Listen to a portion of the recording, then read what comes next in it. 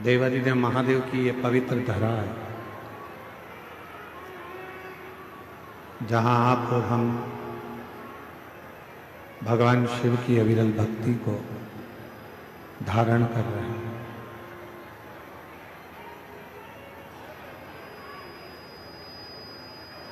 ना जाने कितने कितने जीवन आपके और हमारे निकल गए, ना जाने कितने कितने जन्म आपके और हमारे निकल गए, फिर भी हम भगवान की अविरल भक्ति को प्राप्त नहीं कर सकते। पर अब जब ये योग लगा है भगवान की अविरल भक्ति को प्राप्त करने का, तो क्यों ना इस मानव शरीर को हम सार्थक करें, मानव शरीर को हम श्रेष्ठ बना लें, जिससे हमारे जितने जितने जन्म हो, जितने जितने जन्म हम पूर्व में निकाल चुके हैं, उन सभी जन्मों का फल इसी मानव जन्म में हम प्राप्त करेंगे।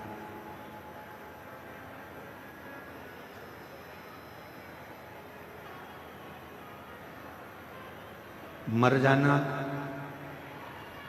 फिर जन्म ले लेना, फिर मर जाना, फिर जन्म ले लेना, उसमें श्रेष्ठता नहीं है। आवाज नहीं आ रही है उधर पंडाल में।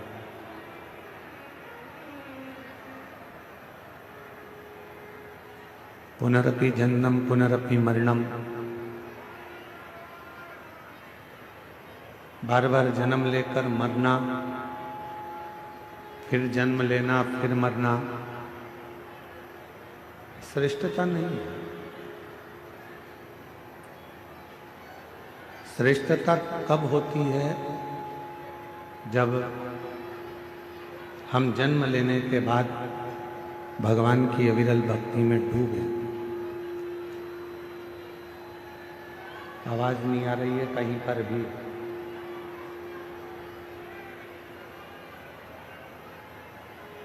जब भगवान की अविरल भक्ति में हम डूबे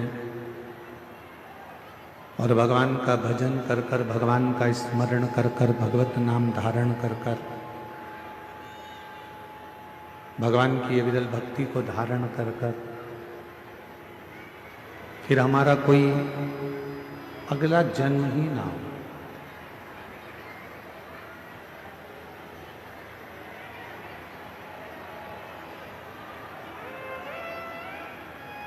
पंडाल में आवाज नहीं है, पंडाल में आवाज नहीं आ रही है। अंदर ही अंदर आवाज आ रही, पंडाल में नहीं है आवाज।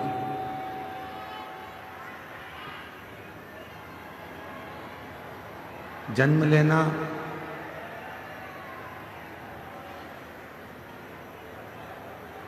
जन्म और मृत्यु के प्रपंच से छूटने के लिए,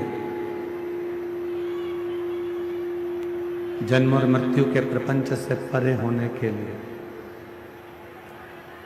ये मानव का देह मिला, ये मानव का शरीर मिला।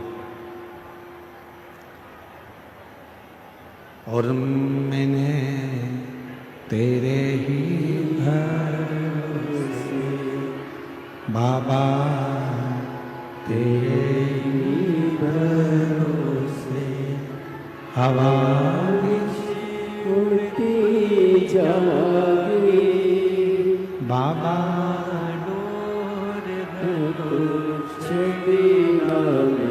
कटी जागी भोले मैं तेरी पतंग, शंभो मैं तेरी पतंग, हवा बिच उड़ती जागी बाबा, डोर है तो छठी नाम कटी जागी।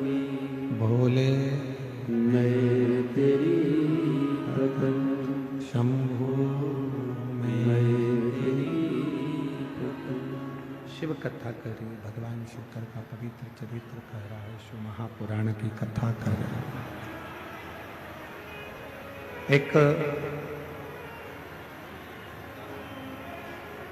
माली रोज पेड़ में पानी देता है, वृक्ष में पानी देता है।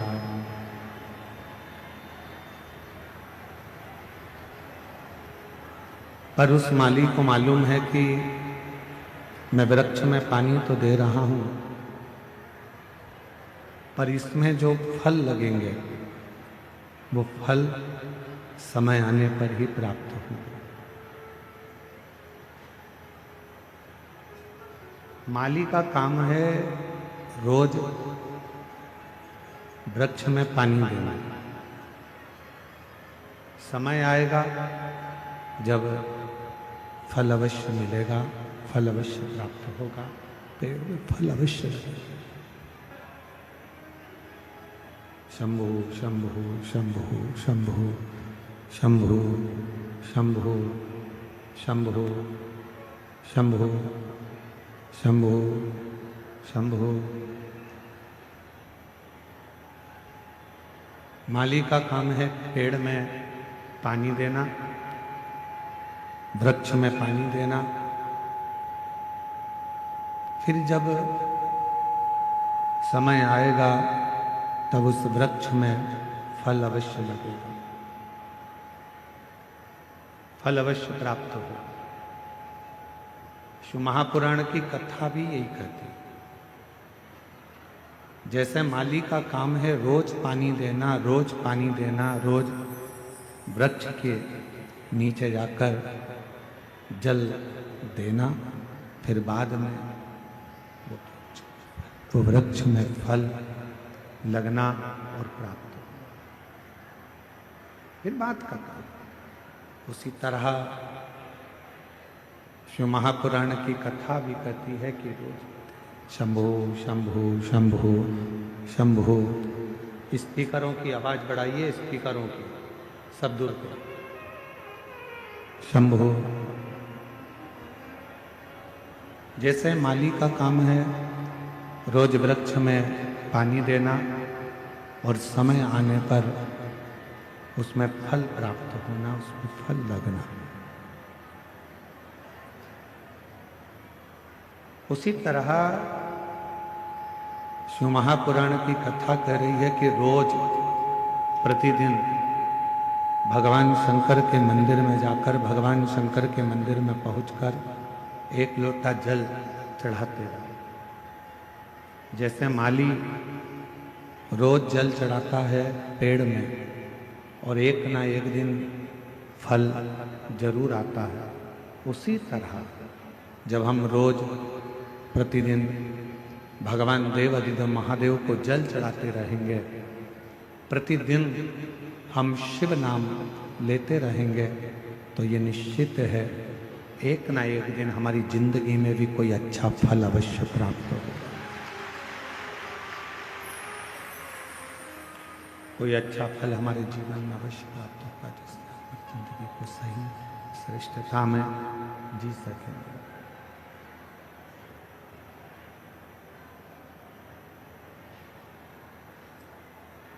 और तेरी कृपा बिना न हिले एक भी अणु, लेके सांस तेरी कृपा से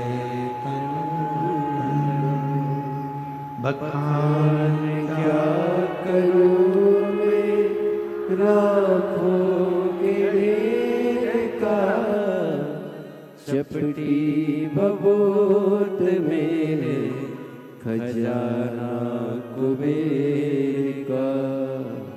एक गंगहार मुक्तिवार ओंकार तू, भोले ओंकार तू, आयो शरण तिहारी शंभु तार तार।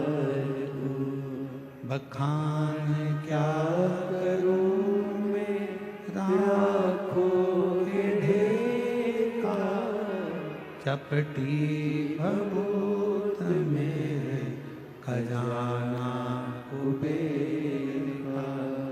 हे गंगाधार मुक्ति द्वार ओंकार तू, भोले ओंकार तू, आयो शरण तिहारी शंभु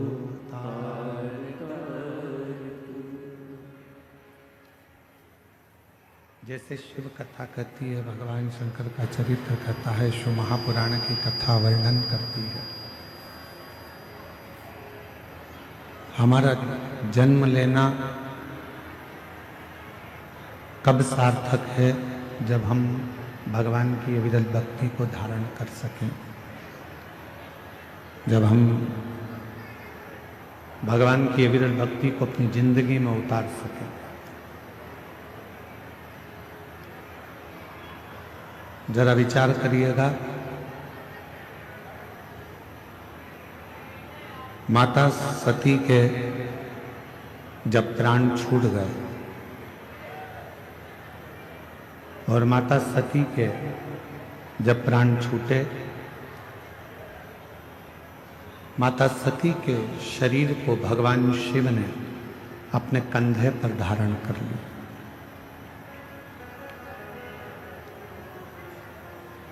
खूब देवादि ने महादेव ने तांडव किया खूब।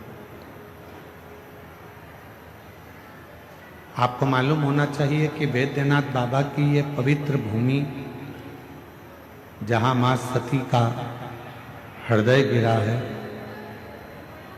आखिर उस हृदय की जगह पर ही भगवान शंकर का शिवलिंग क्यों विराजमान?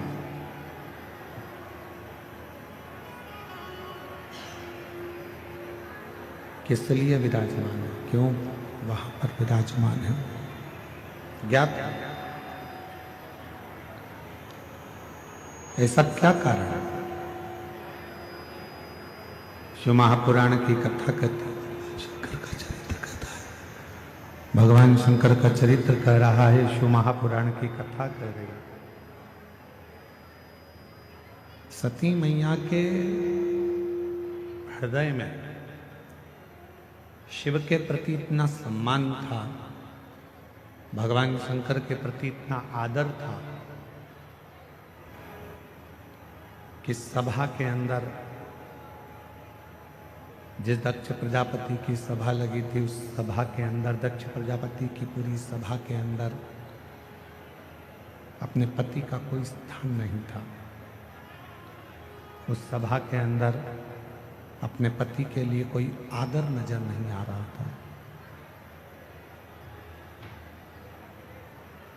जब पति के लिए कोई आदर नहीं दिखा, सम्मान नहीं दिखा, सत्कार नहीं दिखा, तब सती माता ने अपने प्राणों को त्याग दिया। तब माता सती ने अपने प्राणों को छोड़ दिया।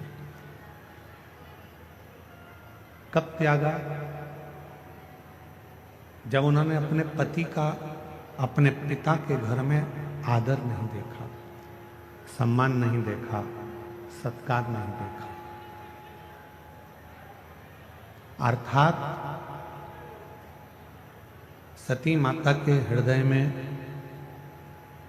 शिवजी के प्रति इतना प्रेम था, भगवान शंकर के प्रति इतना प्रेम था, इतना आदर था, इतना सम्मान था कि सती मैया अपने पति का अपमान सह नहीं पाई।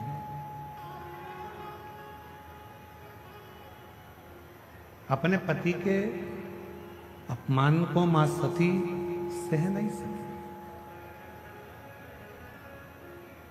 जिस व्यक्ति से आपका स्नेह होता है, आप उसके खिलाफ कुछ भी सुन नहीं सकते, आप उसके खिलाफ कुछ नहीं सुन सकते। क्योंकि आपका प्रेम उसके प्रति हो गया, आपका स्नेह उसके प्रति हो गया। आप कैसे सुने?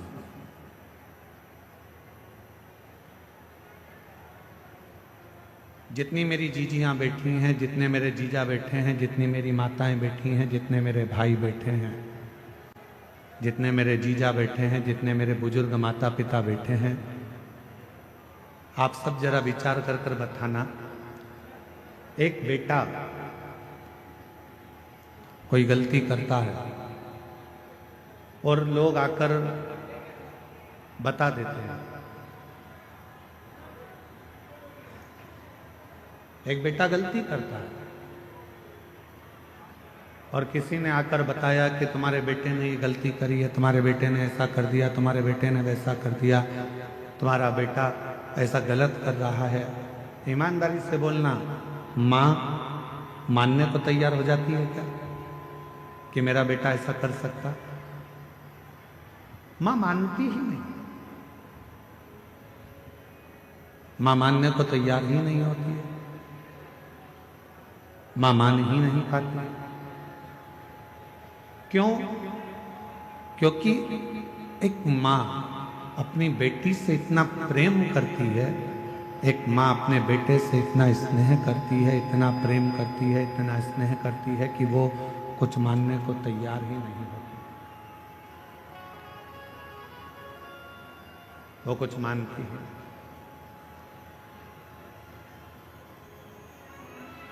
प्रेम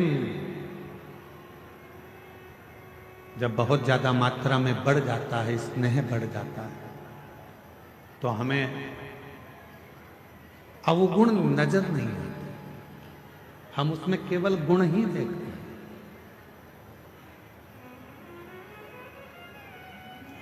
हम उसमें अवगुण नहीं देख रहे हैं, हम केवल उसमें गुण देख रहे हैं।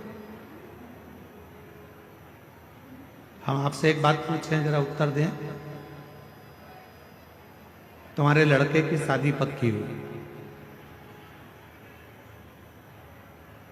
जिस लड़की को तुम देख कर आए हो, लड़के के लिए पसंद कर कर आए हो, उसमें तुम्हें बहुत सारे गुण नजर आते हैं।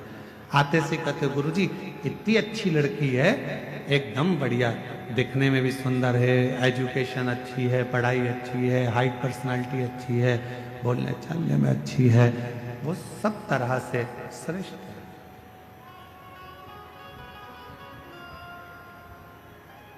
क्यों? क्योंकि आपने उस लड़की में गुण ही गुण देखे, इसलिए आपको उसमें केवल गुण ही गुण नजर आ रहे, केवल गुण ही गुण नजर आ रहे।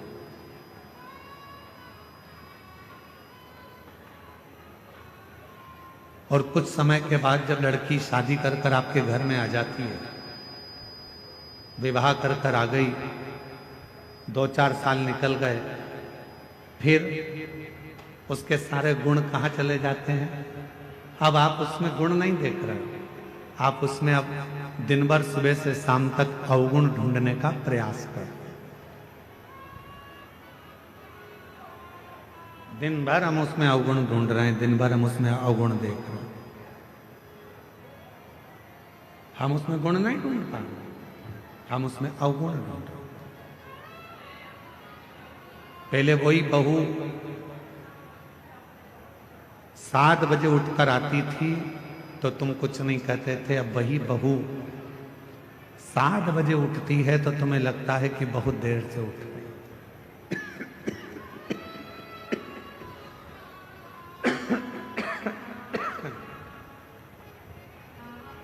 गला पकड़ रहा है बहुत तेज, और साउंड की आवाज भी ऐसी फैल फैल के आ रही है, लोगों को समझ में भी तो आए कथा क्या चल रही है।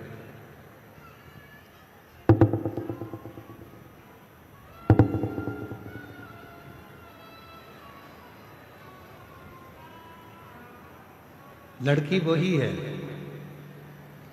पहले हमने उसमें केवल गुण देखा और अब हम उसमें अवगुण देख रहे हैं।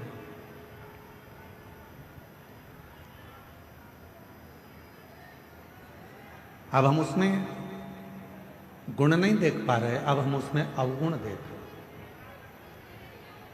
थोड़ा सा भी भोजन बिगाड़ दिया, बस रहने, थोड़ा सा भी भोजन बिगाड़ दिया तो कह दिया तुम्हारे बाप ने यही सिखाया। और पहले तो अगर वो थोड़ा सा भी भोजन कुछ बनाकर तुम्हारे सामने ला देती थी तो तुम उसमें ही प्रसन्न हो जाते थे कि इतना अच्छा भोजन बनाया,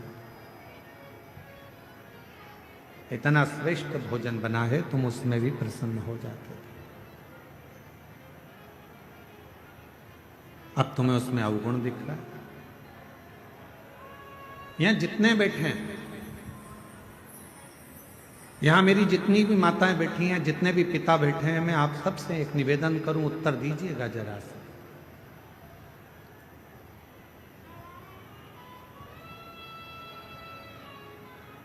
तुम्हारा दामाद, तुम्हारी बेटी का पति तुम्हारी बेटी को घुमाने लेकर जाए तो तुम्हें कैसा लगेगा? अच्छा लगेगा कि बुरा लगेगा? जम के तो बोलो अच्छा लगेगा। पड़ोसी से कहोगे इतना अच्छा दामाद मिला है, मेरी बेटी को खूब घुमाता, खूब घुमाता। और अगर वही काम तुम्हारा बेटा करे और तुम्हारी बहू को घुमाने ले जाए तो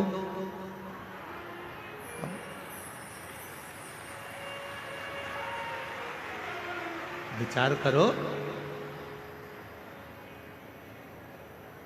दामाद बेटी को अगर तुम्हारी बेटी को सोने की रकम दामाद दिलाए तो मेरा दामाद हीरा है। अभी दिवाली पर उसने मेरी बेटी को सोने का हार दिलाया, रानी हार दिलाया। और वही काम तुम्हारा बेटा करे और तुम्हारी बहू को सोने का हार दिला दे तो तुम्हारा भगोने जैसा मुंह हो जाए। अब जैसे तुम्हारी बेटी है वैसे ही तुम्हारी बहू भी तो किसी की बेटी है, वो भी तो बेटी है।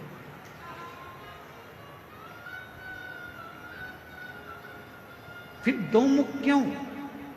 फिर दो विचार क्यों? फिर दो दृष्टि क्यों?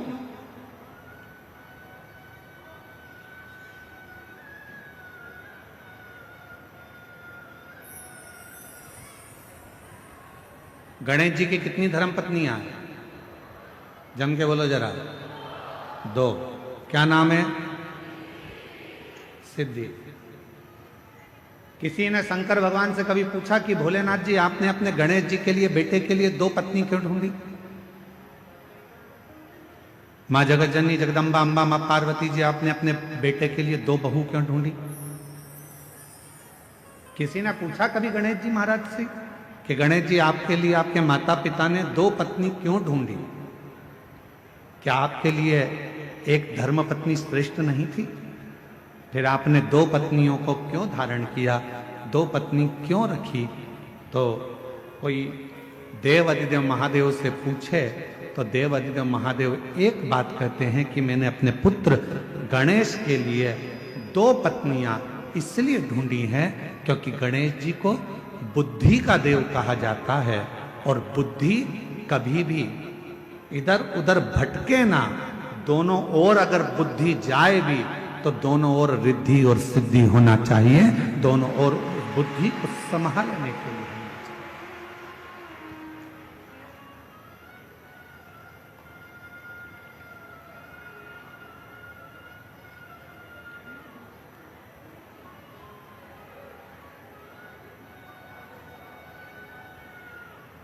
दो दृष्टि नहीं रखना। हमारी बुद्धि दो तरह से बढ़ जाती है। बेटी और दामाद के लिए हमारी बुद्धि कुछ और कहती है और बेटा और बहू के लिए हमारी बुद्धि कुछ और कहती है।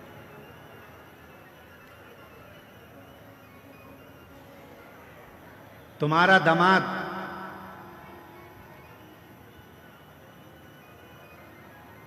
तुम्हारी बेटी बीमार पड़ गई, तुम्हारी बेटी बीमार पड़ी और तुम्हारा दामाद उसको हॉस्पिटल दिखाने ले गया, तुम्हारा दामाद घर में पोछा लगा दिया, तुम्हारे दामाद ने झाड़ू लगा दी, तुम्हारे दामाद ने चाय बनाकर पिला दी, और तुम उससे मिलने गए। मेरा दामाद इतना हीरा है, मेरी बेटी बीमार पड़ गई तो इतनी सेवा कर रहा, इतनी सेवा कर रहा, और मालूम पड़े तुम्हारी बहू बीमार पड़ जाए और तुम्हारा बेटा वही की वही करे, तो मेरा बेटा तो लल्लू हो गया।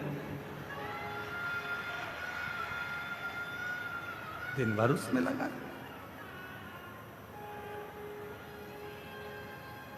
दिन भर। दो बुद्धि नहीं चाहिए। रिद्धि सीधी के दाता गजानन तुम्हें सबसे पहले हमारा नमस्कार है। रिद्धि सीधी के दाता गजानन तुम्हें सबसे पहले हमारा नमस्कार है। रिद्धि सिद्धि के दाता गजानन तुम्हें सबसे पहले हमारा नमस्कार है। एक बुद्धि रखिए, समदृष्टि रखिए, समदृष्टि। बेटी बीमार पड़ गई, चिंता लग गई, मेरी बेटी 3 दिन से बीमार है, मेरी बेटी ने कुछ नहीं खाया। बहू बीमार पड़ गई, ढोंग कर रही है।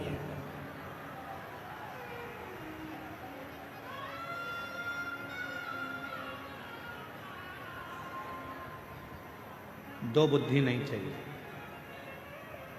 दो दृष्टि नहीं चाहिए, दो विचार नहीं चाहिए। एक मन, एक बुद्धि, एक चित्त, एक विचार, समभाव होना चाहिए। समभाव। जब हमारी जिंदगी में हम समता का भाव रखेंगे, तब हमारे जीवन में देव अधिदेव महादेव कृपा करना प्रारंभ कर देंगे और हमारी जिंदगी को श्रेष्ठ। हम समता का भाव ही नहीं रखते। कभी विचार करिए कि मां सती के हृदय में, मां सती आखिर उनके मन में शंकर भगवान के प्रति कितना आदर होगा, शिव जी के प्रति कितना प्रेम होगा, शंकर भगवान के प्रति कितना सम्मान होगा, शिव जी के प्रति कितना आदर होगा, शंकर भगवान के प्रति कितना सत्कार होगा, कि आखिरी में सती मैया का हृदय भूमि पर गिर भी गया तो भी सती माता उस हृदय में शंकर को बसा कर रखी है। इसलिए आज भी बैद्यनाथ जी की पवित्र धरा पर मां शक्तिपीठ जिसमें हृदय गिरा है, उस हृदय में शंकर का शिवलिंग आज भी विराज, आज भी विराज। क्या कह रही है कथा? कथा कहती है जब हम जिंदगी में कोई संकल्प धारण करते हैं, जब हमारी जिंदगी में हम कोई विचार धारण कर लेते हैं, जैसे आपने 16 सोमवार का व्रत ले लिया, आपने पशुपतिनाथ का व्रत ले लिया। मान लो आपने 16 सोमवार का व्रत लिया, आपने पशुपतिनाथ का व्रत ले लिया, आपने कोई व्रत धारण कर लिया। और जब आपने 16 सोमवार का व्रत ले लिया, पशुपति व्रत ले लिया, या आपने कोई शुक्रवार का व्रत ले लिया, सोमवार का व्रत ले लिया, प्रदोष का व्रत ले लिया, तीज का व्रत ले लिया, या आपने चतुर्थी का व्रत ले लिया, कोई भी व्रत आपने धारण कर लिया, और रिद्धि सिद्धि के दाता गजानन तुम्हें सबसे पहले हमारा नमस्कार है। रिद्धि सिद्धि के दाता गजानन तुम्हें सबसे पहले हमारा नमस्कार है। सबसे पहले हमारा नमस्कार है। सबसे पहले हमारा नमस्कार है। सबसे पहले हमारा नमस्कार है सबसे पहले हमारा, नमस्कार है रिद्धि सिद्धि के दाता गजानन तुम्हें सबसे पहले हमारा, नमस्कार है। मान लो कोई संकल्प आपने लिया, मान लो कोई आपने विचार कर लिया कि मुझे 16 सोमवार का व्रत करना है, मुझे पशुपतिनाथ का व्रत करना है, मुझे मंगलवार का व्रत करना है या सोमवार का व्रत करना है। कितने व्रत करना है? पशुपतिनाथ के कितने व्रत होते हैं? 5। अब मान लो तुमने पशुपतिनाथ का व्रत का संकल्प लिया कि मैं 5 व्रत करूंगी। पहला व्रत कर लिया, दूसरे व्रत में कहीं आपको जाना पड़ गया या रजोधर्म आ गया, रजस्वला हो गए, नहीं कर पाए, कहीं जाना पड़ गया, नहीं कर पाए। तुम्हारे व्रत का टेंशन किसको है? तुमको कि मेरा व्रत नहीं हुआ। पहला व्रत यदि आपने कर लिया, उसके बाद के अगर 4 व्रत तुम्हारे रह गए हैं, उसकी चिंता तुम्हें नहीं रहती। जिसका तुमने संकल्प लिया है उस महादेव को तुम्हारी चिंता रहती है कि यह कब पूरे होंगे।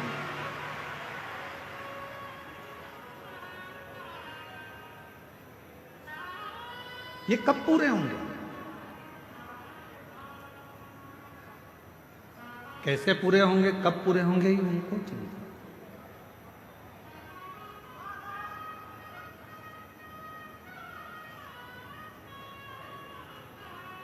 ये व्रत कैसे होंगे, ये उनको चिंता। आपको लगता है कि मेरा सोमवार का व्रत ये वाला छूट गया है, रजोधर्म से हो गई, या कहीं मुझे जाना पड़ गया, ये व्रत रह गया है, कैसे पूरा होगा, उसकी चिंता तुम मत करो। तुम तो देव अधिदेव महादेव पर छोड़ दो। बाबा ने पहला व्रत करवाकर या दूसरा व्रत करवाकर बीच में अगर 1-2 सोमवार निकल गए, कोई कारण से बाबा ने उस व्रत को बीच में रोक दिया है, उसका कोई कारण है। बाबा चाहते हैं तेरे 5 व्रत जैसे ही पूरे हो जाएं, वैसे 3 महीने में तेरा काम हो जाए, इसलिए बाबा उसको थोड़ा बीच में गैप करे। इसलिए बाबा ने उसको बीच में थोड़ा थोड़ा रोक रोक कर उन 5 व्रत को करवाया, तब 5 व्रत।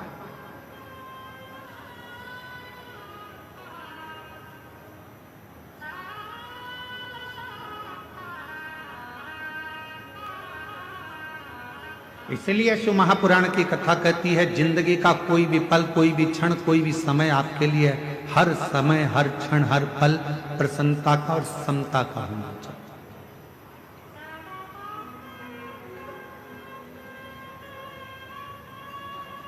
प्रत्येक पल, प्रत्येक घड़ी, प्रत्येक क्षण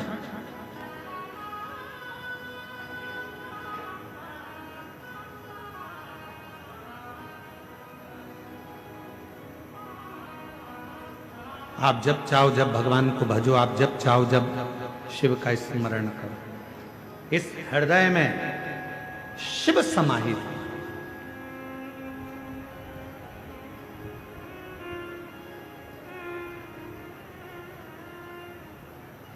तो कहते हैं ना गंगा बड़ी ना गोदावरी,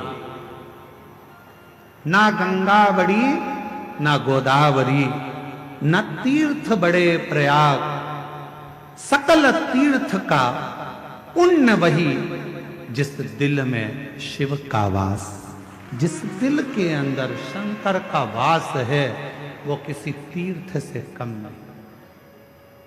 जिस दिल में शिव समाया है वो किसी गंगा के घाट से बड़ा नहीं।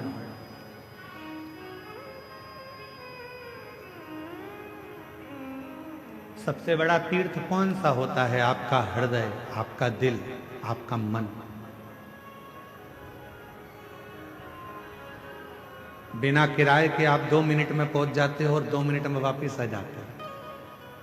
अभी बैठे बैठे आप लोगों से हम काशी की बात करेंगे तो तुम्हारा दिल काशी पहुंच जाएगा, वापस लौट कर आ जाएगा। पैसा भी नहीं लगा, 1 रुपया नहीं लगा, घर में बैठे बैठे सारे तीर्थ हो जाते हैं। इसलिए शास्त्र कहता है गंगा बड़ी ना गोदावरी, ना तीर्थ बड़े प्रयाग, सकल तीर्थ का पुण्य वही, जिस दिल में शिव का वास, जिस दिल में शंकर का वास होता है वो गंगा कावेरी गोदावरी तीर्थ प्रयाग सबसे बड़ा वही हृदय हो जाता है।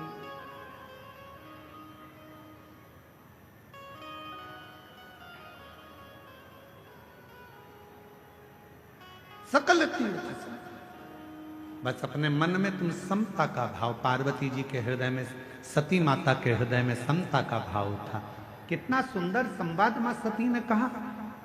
शिव महापुराण के सती संवाद को यदि आप श्रवण करें, शिव महापुराण के सती संवाद का यदि आप स्मरण करें, शिव महापुराण के सती संवाद को अगर आप सुने तो उसमें वर्णन आता है माता सती अपने पिता दक्ष प्रजापति से कहती हैं, पिताजी तुमने मुझे जन्म दिया, रति को जन्म दिया, 60 कन्याओं को जन्म दिया, ये मेरी रोहिणी भी बहन है, ये रति भी मेरी बहन है, इतनी बहनें हम एक साथ हैं। आपने सबके पति के लिए सिंहासन दिया है, आपने सबके पति के लिए आदर दिया है, आपने सबके पति के लिए सत्कार किया है, फिर मेरे पति के लिए कोई आसन क्यों नहीं रखा?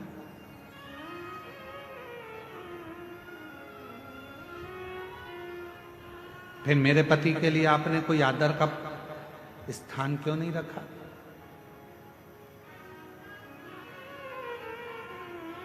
क्या कारण था जो मेरे पति का आप आदर नहीं कर पाए, मेरे पति का सम्मान नहीं कर पाए, मेरे पति का सत्कार नहीं कर पाए?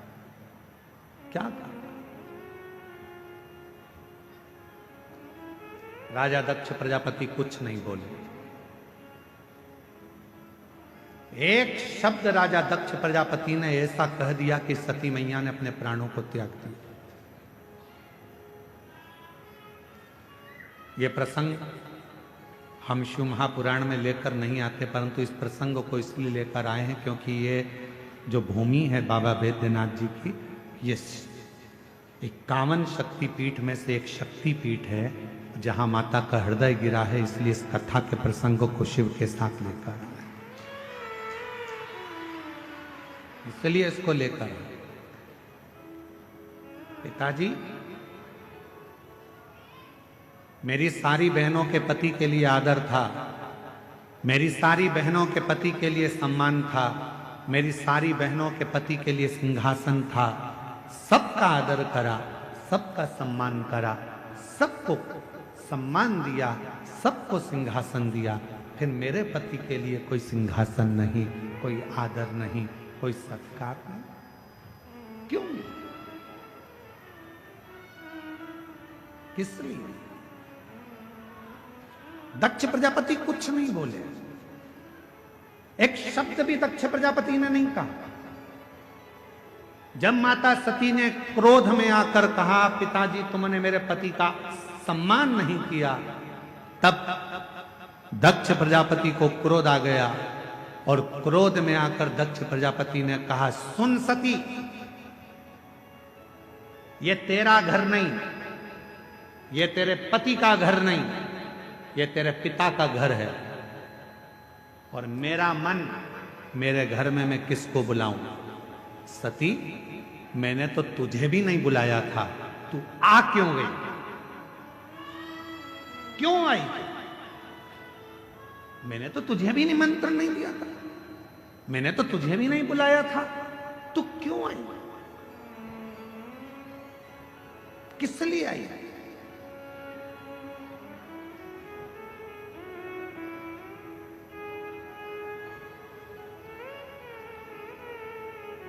सती, माता सती मुस्कुराकर बोली, रे दक्ष प्रजापति, अब तुम बोल रहे हो कि मुझे बुलाया नहीं था, क्यों आई? याद कर दक्ष प्रजापति, तेरे घर में 60 कन्याओं ने जन्म ले लिया था, और 60 कन्या जन्म लेने के बाद तो फिर मेरी आराधना करने बैठा था, और जब मैं तेरे सामने प्रकट हुई थी दुर्गा बनकर, तो मैंने पूछा था मांग तुझे क्या चाहिए, तो तूने कहा था माँ अगर कुछ देना चाहती हो तो तुम मेरी बेटी बनकर मेरे घर में जन्म ले लो।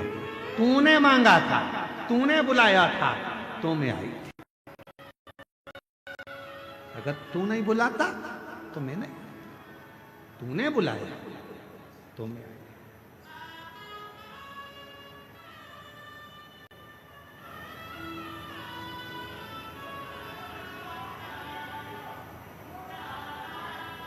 और महाराज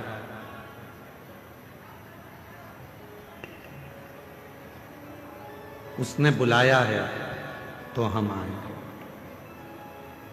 कभी एकांत में बैठकर विचार करना कि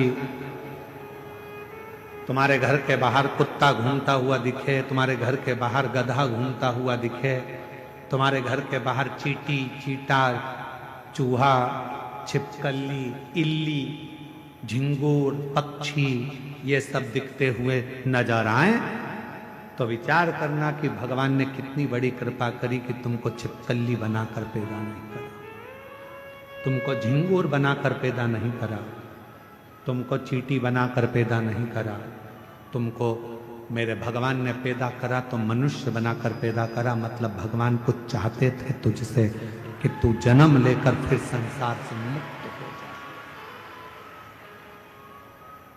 तेरा जन्म हो और तू संसार सागर से मुक्त हो, फिर संसार में तेरा जन्म ना हो, फिर मृत्यु सागर में तू पैदा ना हो, फिर संसार सागर में तेरा जन्म ना हो, यह परमात्मा भी चाहते हैं।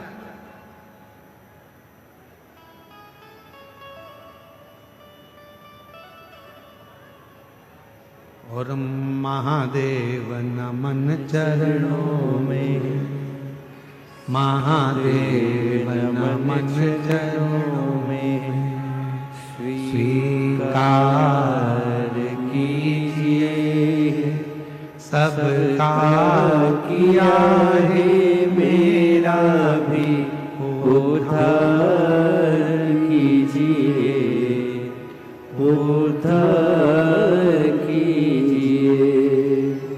हे त्रिपुंडधारी, हे त्रिशूलधारी, हे त्रिपुंडधारी, हे त्रिशूलधारी। चरणों में तेरे बाबा जी पावन है चारों धाम, चरणों में तेरे बाबा जी पावन है चारों धाम। तेरी देव करते वंदना पूजे सीताराम, तेरी देव करते वंदना पूजे सीताराम। हो जाए पूरी कामना, हो जाए पूरी कामना, उपकार कीजिए सबका किया है मेरा भी उद्धार कीजिए, उद्धार कीजिए। हे त्रिपुंडधारी, हे त्रिशूलधारी, हे त्रिपुंडधारी, हे त्रिशूलधारी। ये जीवन जो मिला चाहता वो तो तुम्हें कोई और जन्म दे सकता था, पर तुम्हें मानव का शरीर दिया, और मानव का शरीर भी दे देता और तुमको वेदनाथ कथा में नहीं बुलाता, तो उसने कृपा करी, करुणा करी, दया करी, और उसने विचार करा बहुत दिन से तरस रही है, झोली इसकी खाली है, बहुत दुखी है। एक बार अगर बाबा वैद्यनाथ की कथा में पहुंच गई और बाबा को नमन कर लिया तो निश्चित है कि इसकी झोली में भरकर भेज दूंगा। उसने कृपा उस समय।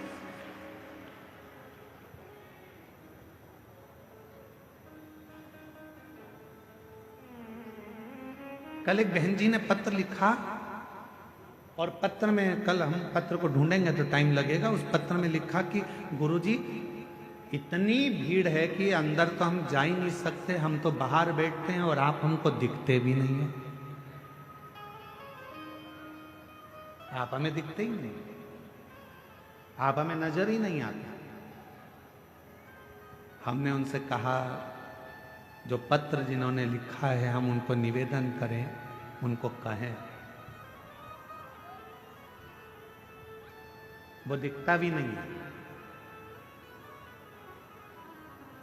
कहीं पर भी बैठकर आप कथा सुन रहे हो, भले हम दिखें चाहे ना दिखें, पर इतना विश्वास रखना, शबरी अम्बा ने राम जी को कभी नहीं देखा था, केवल गुरु जी के मुख से सुना था कि राम ऐसे हैं, राम आएंगे, राम पहुंचेंगे, राम कृपा करेंगे, तू भजती रहे, सुनती रहे।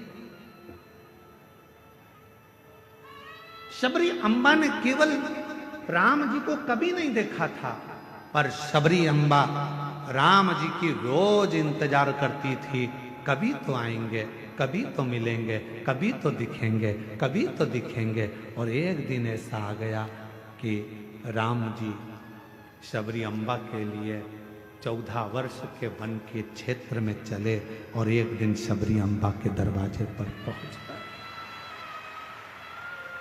हम जानते हैं कि हम दिख नहीं रहे होंगे आप, हम ये भी जानते हैं कि कई लोग ऐसे हैं कि बाहर से ही आते हैं और बाहर से ही चले जाते हैं, उनको अंदर आने का भी मौका नहीं मिलता। इतना बड़ा ग्राउंड, शायद बाबा देवघर का ये सबसे बड़ा ग्राउंड है जो प्रशासन ने इस कथा के लिए अलॉट करा दिया।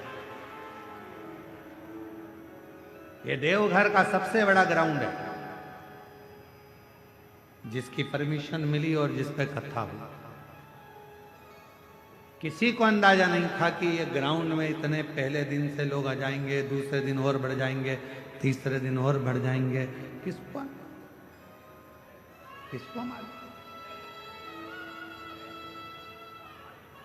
और ना किसी के घर निमंत्रण गया, ना किसी के घर पीले चावल गए, ना किसी के यहाँ कोई पत्रिका गई, बस आपके कानों में शब्द हो गया, चलो बुलावा आया है, देवघर वाले ने बुलाया है। और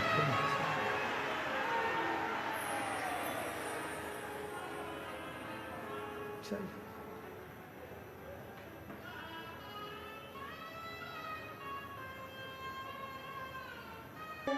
अपने स्थान पर बैठकर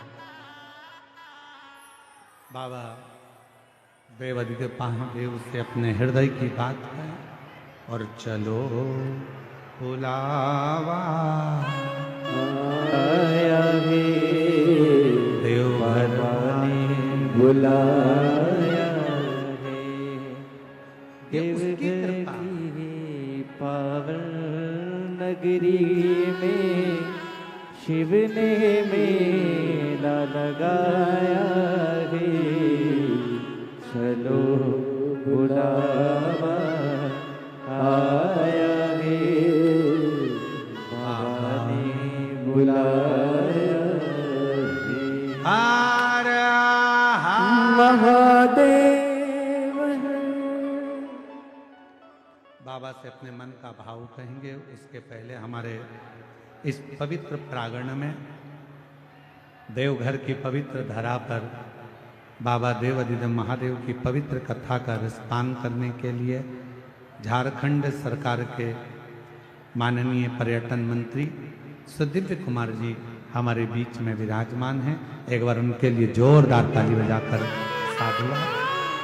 जो झारखंड सरकार का नेतृत्व करने के लिए बड़े भाव के साथ यहाँ पधारे, मैं श्री सुदिव्य कुमार जी पर्यटन मंत्री झारखंड सरकार निवेदन करूं आपका 2 मिनट का उद्बोधन सभी को प्राप्त हो। उसके बाद में हम बाबा से प्रार्थना करें और अपने जीवन को सार्थक करें। एक बार जोरदार ताली बजाओ माननीय मंत्री महोदय जी के लिए, झारखंड सरकार पर्यटन मंत्री श्री सुदिव्य कुमार जी। बहुत बहुत धन्यवाद बाबा। महादेव की इस धरती पर परम पूज्य पंडित जी और इस विशालतम पंडाल में भक्तों का यह अपार जनसमूह, भक्ति की बहती यह अविरल धारा जिसमें आप प्लावित हो रहे हैं, मैं ईश्वर से हृदय तल से यह प्रार्थना करता हूं कि जिन मनोकामनाओं को लेकर आप चल कर आए हैं, देवाधिदेव महादेव आपके ऊपर, हमारे राज्य के ऊपर कृपा बरसाएं। और आदरणीय पंडित जी से भी मेरी हाथ जोड़कर विनती है कि झारखंड पर आपकी भी कृपा बरसती रहे। इन्हीं बातों के साथ एक बार पुनः बहुत धन्यवाद करते हुए मैं अपने शब्दों को समाप्त करता हूं। बहुत बहुत धन्यवाद। बहुत बहुत धन्यवाद माननीय पर्यटन मंत्री झारखंड सरकार श्री माननीय सुदीप कुमार जी। बहुत सुंदर विचार आपके इस संपूर्ण क्षेत्रवासियों को मिले। एक बार जोरदार ताली बजाकर माननीय मंत्री महोदय जी का स्वागत वंदन। हर हर महादेव भाव से, बड़े आनंद से बाबा को अपने मन का भाव कहेंगे, हृदय से बाबा को अपने मन की बात कहेंगे। जहाँ जगह मिले वहाँ बैठकर दिल से बाबा को अपने मन का भाव अवश्य कहिए, प्रार्थना करिए। साथ में बोलिएगा, हृदय से बोलिएगा, बाबा को दिल की बात, जो जहाँ बैठा है वहीं बैठकर बाबा को अपने मन का भाव कहिए। ये ना सोचे कि हम आगे आकर बैठे हैं या पीछे आकर बैठे हैं। 3 घंटे की कथा में 2.5 घंटा मिला है, इसको विवाद में मत निकालो। जहाँ जगह मिल जाए वहाँ बैठकर उससे अपने दिल की बात करो। कई लोग तो ये सोच कर आते हैं कि हम आपको कथा नहीं सुनने देंगे, अर्चने डालते हैं, पर आपका काम है उस जगह पर मौन रहकर कुछ देर, बड़ी मुश्किल से यह कथा मिलती है। ना जाने देवघर वाले बाबा ने कृपा कर झारखंड में यह कथा करवा दी और पूरा बिहार, कलकत्ता, बंगाल, झारखंड, छत्तीसगढ़ सब आनंद पाए। दिल से बाबा को प्रार्थना करो, विनय करो, साथ में सब बोलेंगे, हृदय से प्रार्थना करो।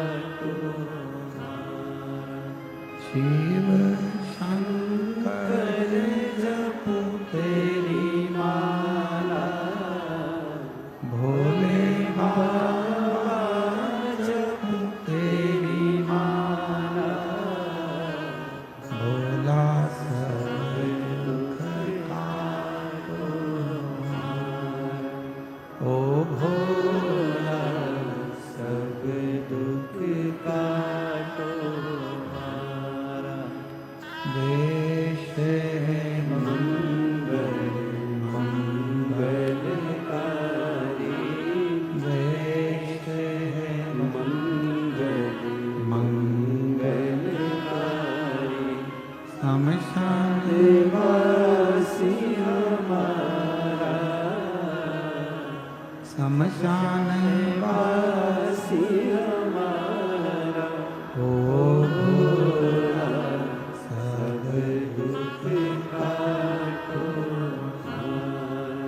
ओ भोला सब दुख काटो हारा।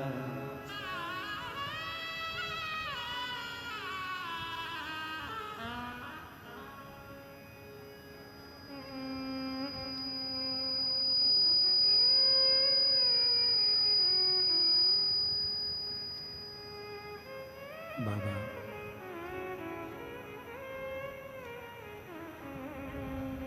देवाधिदेव महादेव भगवान शिव की कथा कर रहे हैं, शिव महापुराण की कथा वर्णन कर रही है। माता सती ने पिताजी से कहा तो पिताजी ने एक शब्द कह दिया, मैंने तो तुमको भी नहीं बुलाया।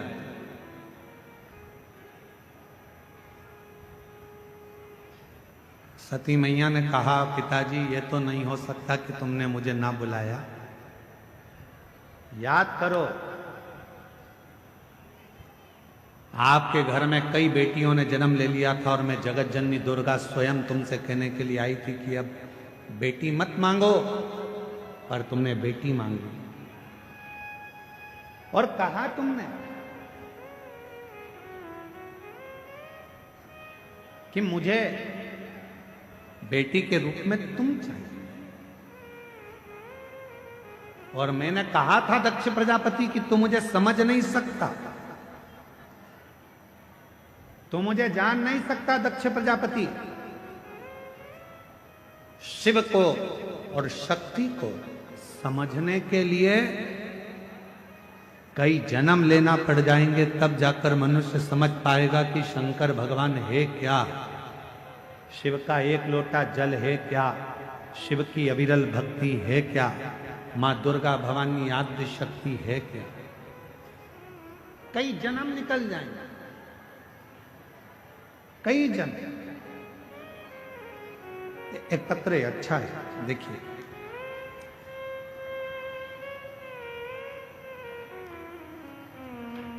मेरा नाम सोनाली सिंह है, मेरे पति का नाम सिद्धार्थ सिंह है। हम जिला जमुई गांव बिहार से आए हैं। देवघर में मेरा मायका है। मेरा मोबाइल नंबर ये है। मेरी शादी को कई साल निकल गए थे पर संतान का सुख नहीं था। हमने डॉक्टरों का इलाज करवाया पर औलाद नहीं आई। जैसा जैसा डॉक्टर जांच का बोले वो सारी जांचें कराई पर औलाद का सुख नहीं आया। तब किसी के कहने पर पहली बार टीवी पर कथा सुनना चालू किया। कथा सुनना तो चालू करा और मेरा विश्वास जागृत हुआ। मैं कभी मंदिर ना जाती थी ना जल चढ़ाती थी, पर मेरे बाबा आपके कहने पर मैंने मंदिर में जाना प्रारंभ करा, जल चढ़ाना प्रारंभ करा और 2 बार पशुपति व्रत करे, 2 बार सफेद आंकड़े की जड़ का प्रयोग करा और बाबा की ऐसी कृपा हुई कि कई वर्षों के बाद मेरे बाबा ने मेरे घर में 2 जुड़वा बेटों ने जन्म दे दिया। मैं बाबा को प्रणाम करने के लिए कहीं बैठी हो तो हाथ हिला सकती हैं, दिख रही हैं? हाँ दिख रही। बच्चे आए हैं साथ में? वही हैं? अच्छा ठीक है, आ जाओ। एक बेलपत्र ले जाना अगर रास्ता मिल जाए तो। तुम आते हो बेलपत्र लेने के लिए, तुम्हारी जगह कोई और ले जाता है। आप लोग सोच रहे होंगे गुरुजी यहाँ पर पत्र कम पड़ रहे हैं, उसका कारण ये भीड़ बहुत ज्यादा है भक्तों की। आपको निकल कर आने में देरी लगेगी, पहुंचोगे, जगह चली गई तो झगड़ा करोगे, इसलिए पत्र भी हम कम पढ़ रहे हैं। एक पत्र और बड़ा सुंदर आया है, देखिए।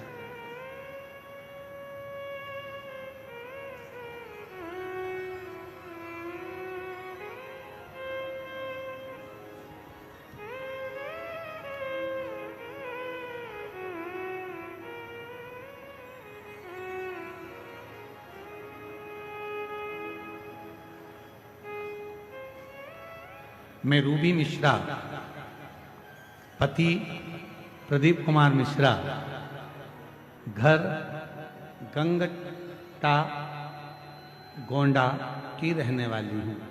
गुरुदेव, मैं एक लोटा जल और रुद्राक्ष का क्या बखान करूं गुरुदेव। बाबा की महिमा अपरंपार।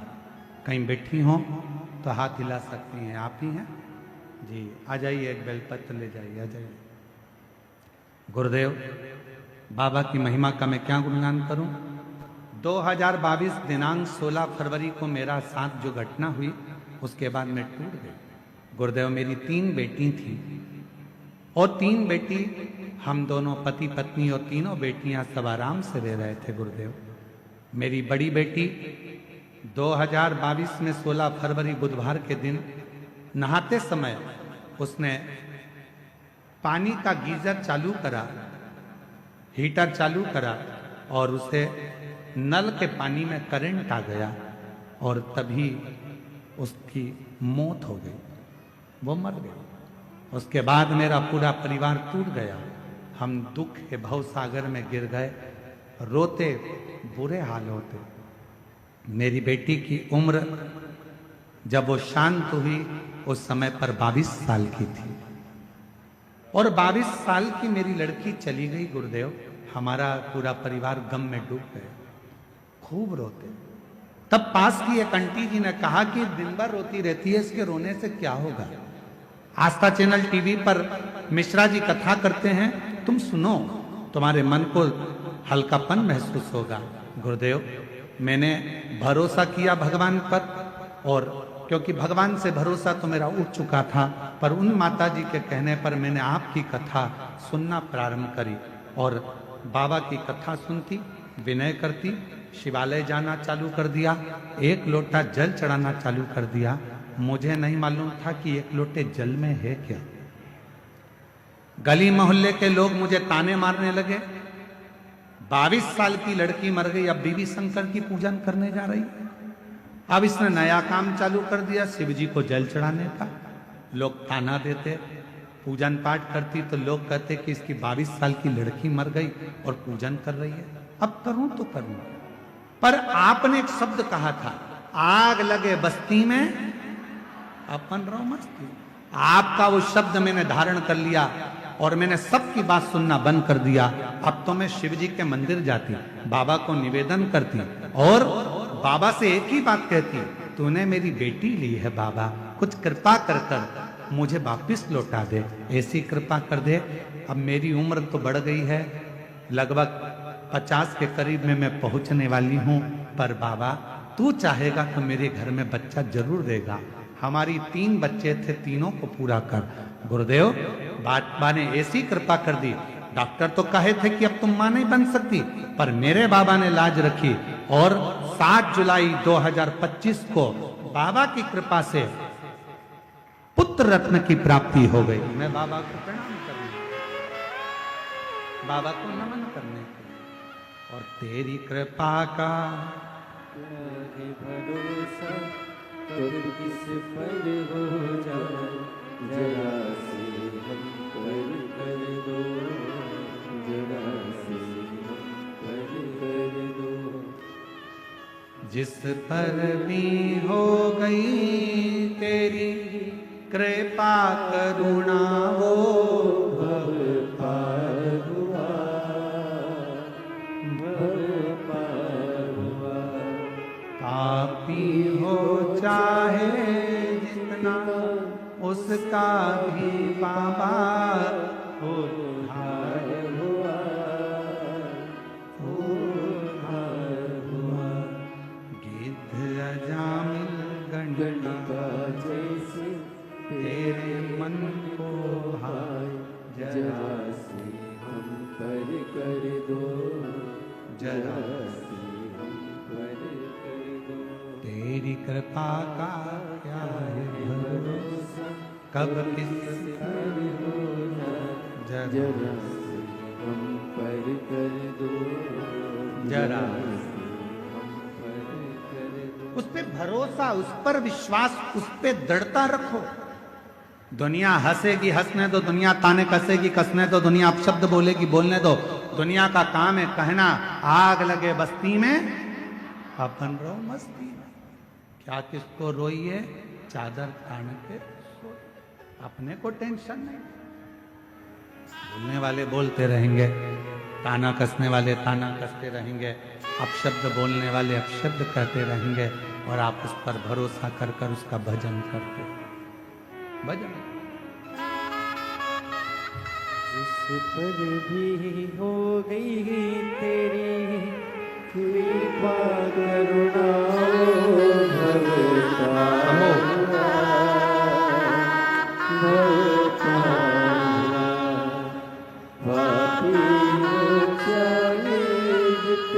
शंभु उसका भी बाबा उद्धार हुआ। महाराज 22 साल की बेटी चली गई थी और लोग शिव मंदिर जाती थी तो भी ताना देते थे। आज बाबा की कृपा से पुनः बाबा ने एक बेटे के रूप में वही बेटी को वापस दिया है। एक बार जोरदार जितना उसका भी बाबा उद्धार हुआ।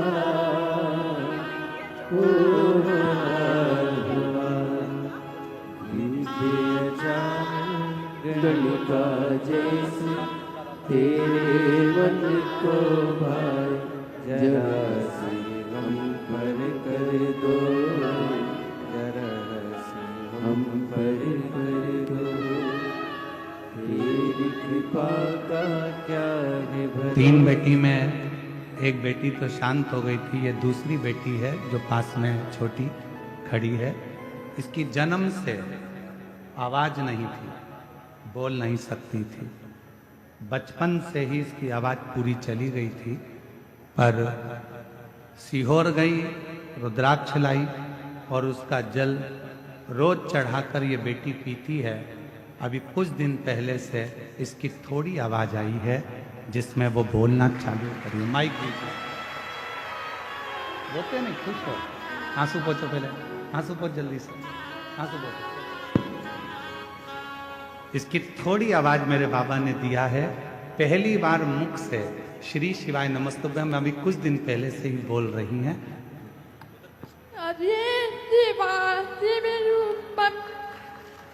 श्री शिवाय नमस्तुभ्यम। वापिस एक बार।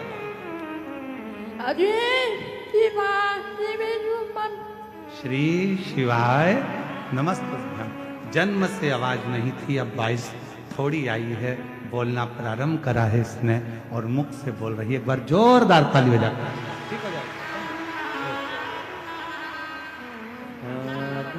न चाहता कोई दिल से तुम्हारे, खाली न जाता कोई दर से तुम्हारे। मैं भी खड़ी हो नंदी बाहे बसारे, अपने हृदय से लगा लो, लगा लो। गिना जा रहा हूँ, उठा लो। बाबा से प्रार्थना करिए, दोनों से निवेदन है, थोड़ा डाउन कर कर चलाओ। शिव कृपा करो। बाबा प्रार्थना करो, जिस समय तुम दिल से बाबा से निवेदन करोगे, विनय करोगे, बाबा उसको स्वीकार है, स्वीकार करो।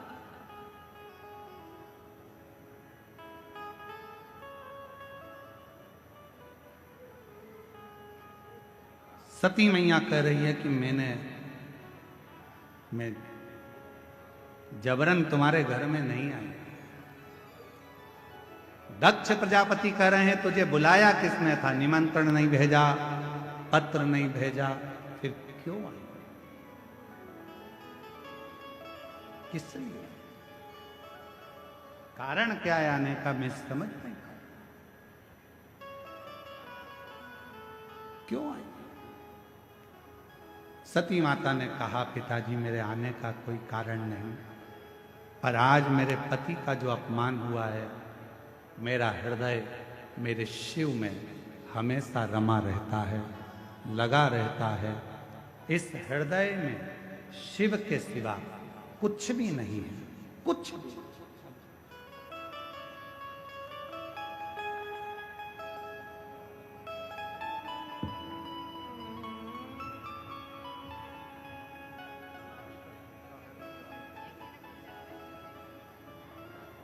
जो जुड़मा बच्चे हुए हैं वो इनकी मामी है। बच्चे छोटे थे अभी, इसलिए उनको लेकर पंडाल में नहीं आ सकी। एक बार जोरदार ताली बजाओ साथ में।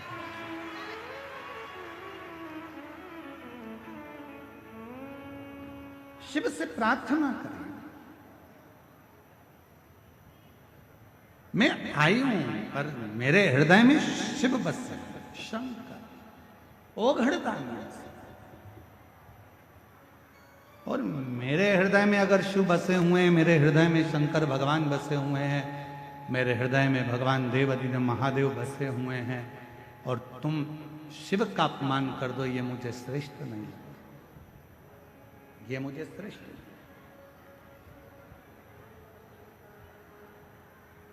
आज में सती माता कहती है, दक्ष प्रजापति सुन, मैं आपकी बेटी हूं, प्राणों को त्याग रही हूं। तुमने मेरे स्वामी का अपमान करा है, इसलिए तुम्हारा शीश कटेगा, बकरे का मुख लगेगा। ये सती माता कह रही है कि बकरे का मुख लगेगा।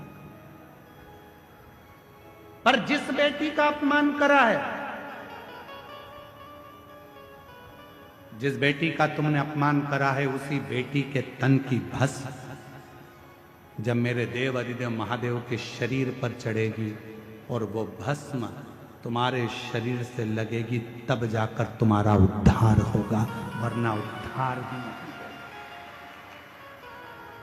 दक्ष प्रजापति, मेरे तन की भस्म मेरे देव अधिदेव महादेव पर चढ़ेगी और वो भस्म जब तुम पर लगेगी, तुम्हारे शरीर को छुएगी, तब वो भस्म उद्धार। एक बड़ा सुंदर प्रसंग आता है महाराज।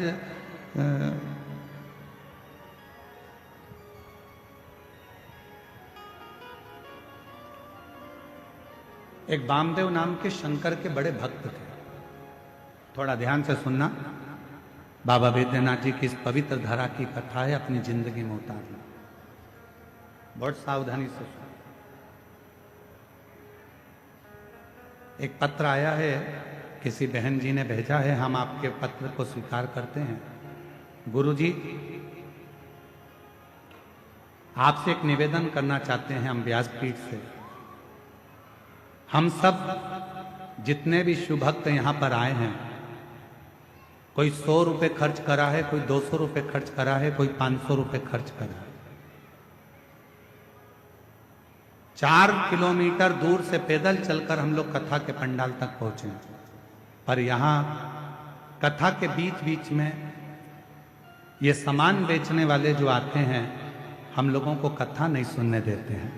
आपसे निवेदन है, या तो प्रशासन या समिति इन सामान बेचने वालों को यहाँ से थोड़ा सा बाहर करे, तो हम आराम से कथा तो सुन सकें। हम कथा सुनने के लिए, गुरुदेव 4 किलोमीटर तो पैदल चले हैं और 4 किलोमीटर वापस जाना है, और 400-500 रुपये खर्च कर कर हम कथा सुनने आते हैं।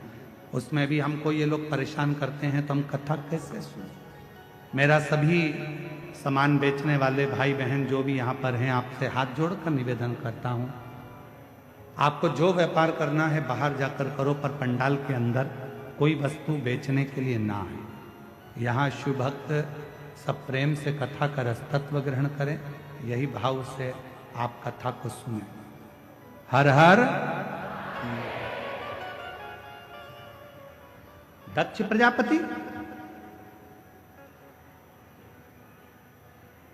और आपका भी फर्ज है, देखो केवल हमारी व्यासपीठ का नहीं, आपका भी फर्ज है। अगर आपके सामने कोई बेचने आ रहा है तो उसको तुरंत आप बाहर कर सकते हो।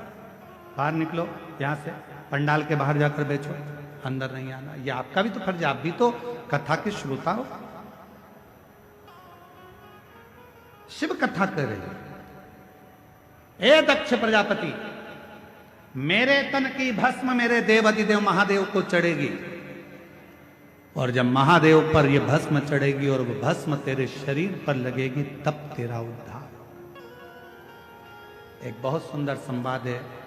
एक वामदेव नाम के शिव जी के परम भक्त, शिव उपासक थे, उनको शिव योगी भी कहते थे। वामदेव उनका नाम था। शंकर की भक्ति बहुत, एक नियम उनने अपनी जिंदगी में ले रखा था, केवल एक नियम। और आपसे भी निवेदन है, अगर शंकर जी के मंदिर में आप जाते हो, रोज प्रतिदिन भगवान शिव के मंदिर में जाते हो, शंकर जी के मंदिर में दर्शन करने जाते हो, शंकर जी के मंदिर में एक लोटा जल चढ़ाने जाते हो, शिव जी के मंदिर में यदि आप प्रतिदिन जाते हो, तो मेरा एक निवेदन आप सबसे है कि शंकर जी के मंदिर की कोई एक सेवा आप खुद अपने पास में रखो। मंदिर में जाऊंगी, झाड़ू लगाऊंगी, मंदिर में जाऊंगी, जितना निर्माल्य पड़ा होगा उसको उठाकर एक कोने में रख दूंगी, बाद में विसर्जन कर दूंगी। मंदिर में जाऊंगी, किसी ने दिए लगा कर रखे होंगे, उन दियों को जब वो ठंडे हो जाएंगे उठाकर एक कोने में रखी आऊंगी। मंदिर में जाऊंगी, मंदिर के जितने लोटे हैं, बर्तन हैं, उनको मैं साफ कर दूंगी। मंदिर में जाऊंगी, बेलपत्र ले जाकर मंदिर में रख दूंगी, बाबा को चढ़ जाएगा। मंदिर में जाऊंगी, कहीं जाले लग रहे होंगे, झाड़ू उठाऊंगी, उस जाले को मैं साफ कर दूंगी, जिससे मेरी जिंदगी के सारे जाले समाप्त हो जाएं और मेरी जिंदगी भी अच्छी हो। एक नियम, जब हम हमारी जिंदगी में कोई एक नियम धारण करते हैं तो देवाधिदेव महादेव हमारी ओर अग्रसर होकर आते चले।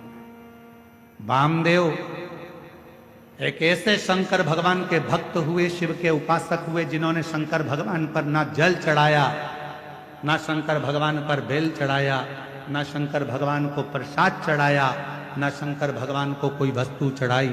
उस वामदेव शिव भक्त ने अगर कुछ चढ़ाया तो शंकर जी को रोज प्रतिदिन भस्म तैयार कर कर शिव जी को भस्म चढ़ाए, प्रतिदिन भस्म चढ़ाए,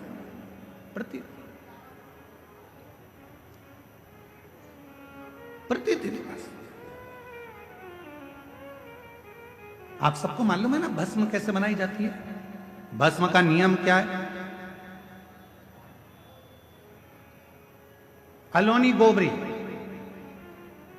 अलोनी गोबरी किसको कहते हैं? कंडा किसको कहते हैं? एक होता है गाय का गोबर लाए, हाथ से ऐसे ऐसे थाप कर उसका कंडा बना दिया, गोबरी बना दी, ठीक है? वो नहीं, गाय ने देसी जो हमारी वेद लक्षणा गाय होती है, देसी गाय होती है, उसका जो गोबर गिरता है वो गोबर अपने आप सूख जाए, वैसा कि वैसा ही, उसको हाथ लगाकर थापा ना जाए, सूख जाए। ऐसे ऐसे गोबर जंगल में बहुत मिल जाए। उसको जलाकर अच्छा मुहूर्त देखकर फिर उसको गंगा जल छीट कर उसको जलाकर उसकी जो भस्म तैयार होती है उसको कपड़े से छान कर शिव नाम लेते हुए, शंकर का स्मरण करते हुए, जैसा जैसा शिव महापुराण में वर्णन है भस्म बनाने का, उसका स्मरण करते करते, शिव नाम लेते लेते उसको तैयार करा। फिर उस भस्म को आप शिव जी को समर्पित कर सकते हैं। उस भस्म को वापस लेकर आकर उस भस्म को अपने तन पर धारण कर सकते, त्रिपुंड लगा सकते।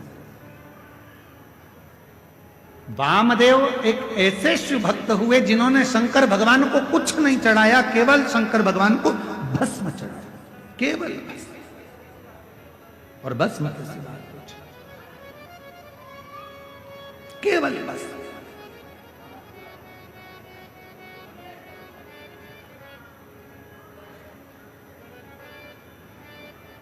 एक दिन क्रौंचारण्य पर्वत के नजदीक में क्रौंचारण्य वन में वो भ्रमण कर रहे थे, और वामदेव शिव भक्त जब क्रौंचारण्य वन प्रदेश में भ्रमण कर रहे थे। भ्रमण करते करते उन्होंने देखा कि शिवलिंग है सामने, भस्म तैयार करी। भस्म तैयार कर कर देवाधिदेव महादेव को चढ़ाकर उस भस्म को अपने तन पर धारण कर रहे थे, लगा रहे थे। तभी वहां एक ब्रह्म राक्षस आ गया। एक ब्रह्म राक्षस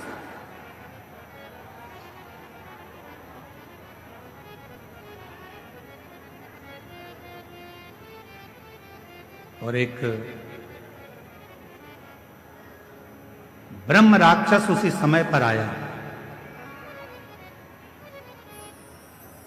और जैसे ही ब्रह्म राक्षस आया, उस राक्षस बहुत दिन का भूखा था, उसको कोई भोजन नहीं मिला। वामदेव को देखा तो बड़ा प्रसन्न हुआ कि आज बहुत दिन के बाद मुझे भोजन प्राप्त हुआ। आज बहुत दिनों के बाद मुझे भोजन मिला है, आज मैं इस भोजन को ग्रहण करूंगा। आज बहुत दिनों के बाद मुझे प्राप्त हुआ। और ब्रह्म राक्षस थोड़ी देर तक तो देखा और देखने के बाद ब्रह्म राक्षस ने वामदेव को खाने के लिए उनके हाथ का स्पर्श कर लिया। स्पर्श करते से ही जो तन पर भस्म लगी थी, वो भस्म वामदेव शिव मुनि के शरीर की वो भस्म ब्रह्म राक्षस के हाथ का स्पर्श कर दिया।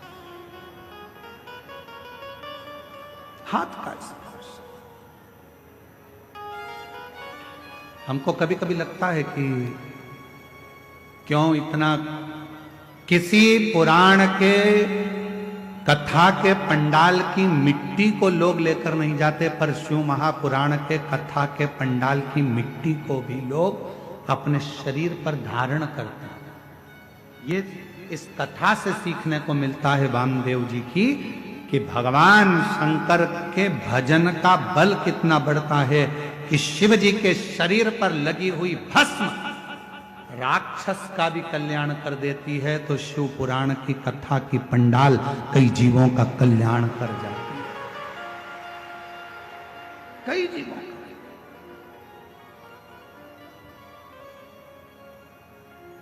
कई जीवों का उद्धार कर।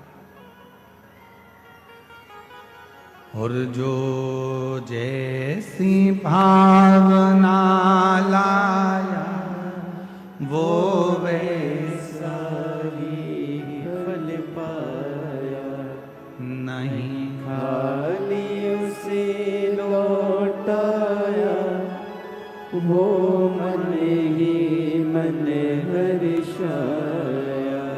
और कर दिया माला माल काशी वाले ने लुटा दिया भंडार, काशी वाले ने लुटा दिया भंडार, काशी वाले ने कर दिया माला। काशी वाले ने। ब्रह्म राक्षस के शरीर से वो भस्म लगी, राक्षस का शरीर छूटा, एक सुंदर राजकुमार सा वेश उसने धारण कर लिया। और राजकुमार सा वेश बनाकर, बड़ा सुंदर स्वरूप बनाकर, बड़ा सुंदर वेश बनाकर जब वो सामने आया, वामदेव शिव मुनि ने पूछा, तुम कौन हो, कहां से आए हो, क्या तुम्हारा नाम है? अभी तो तुम मुझे खाने वाले थे, तुम तो राक्षस हो और अब तुमने इतना सुंदर रूप रख लिया। कौन हो तुम? कहा, गुरुदेव, पूर्व समय में मैं पवन राष्ट्र रक्षक था, मेरा नाम दुर्जय था।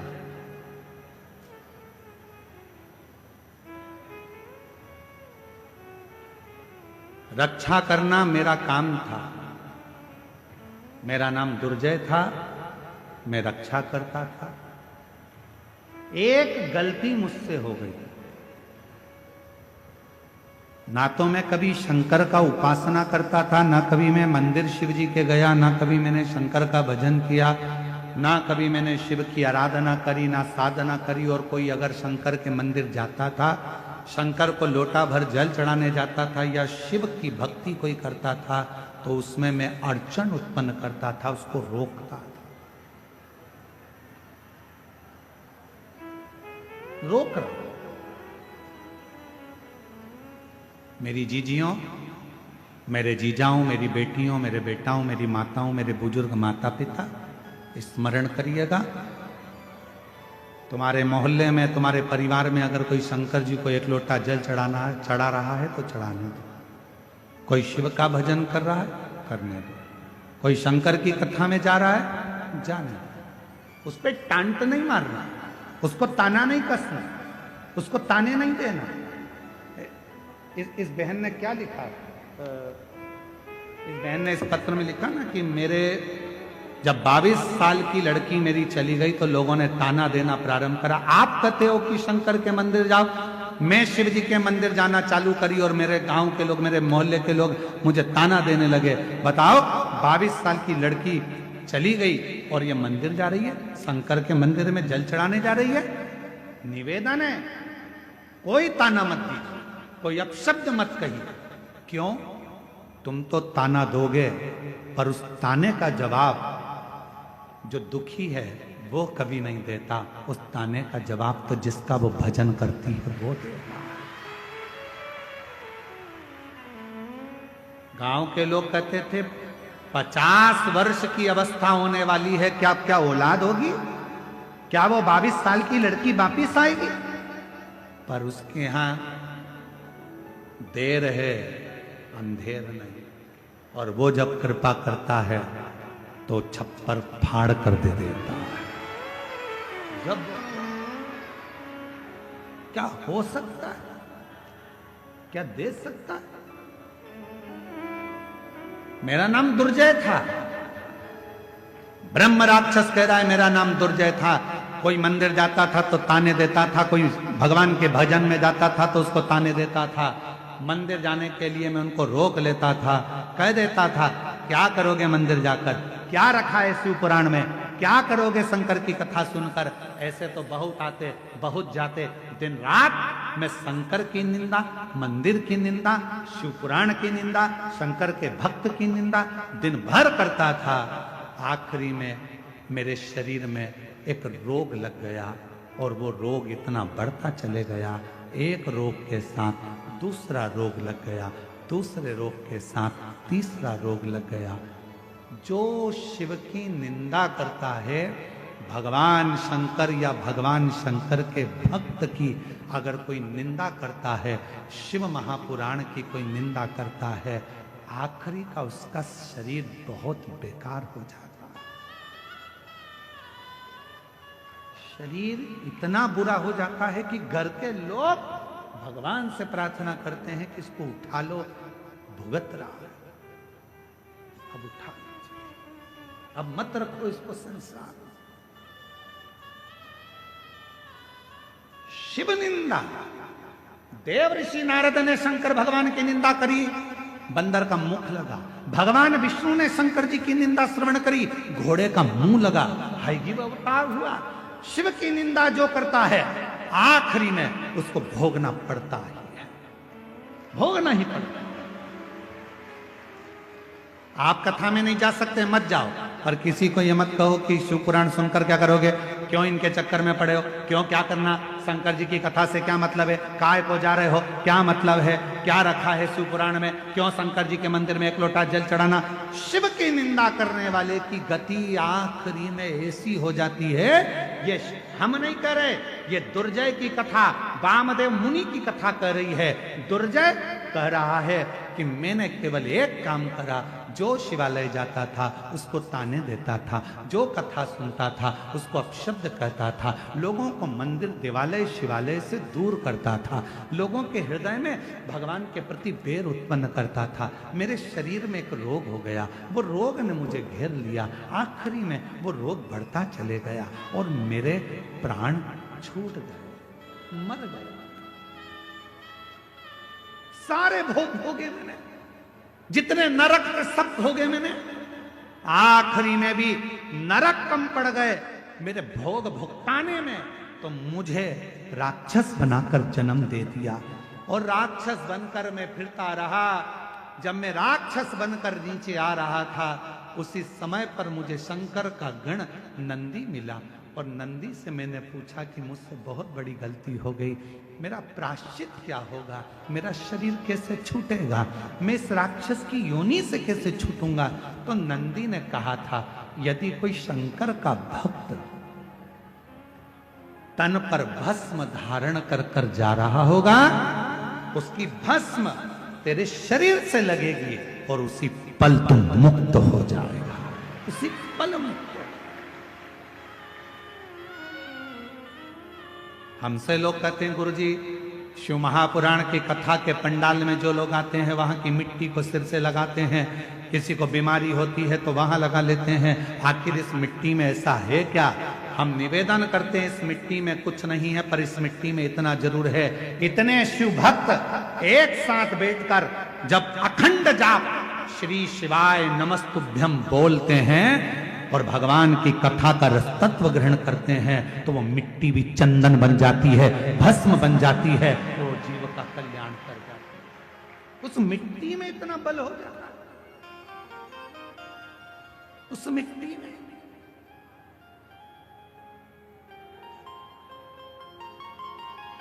किसी के 10 साल बच्चे नहीं, किसी के 12 साल बच्चे नहीं, किसी के एक पत्र है,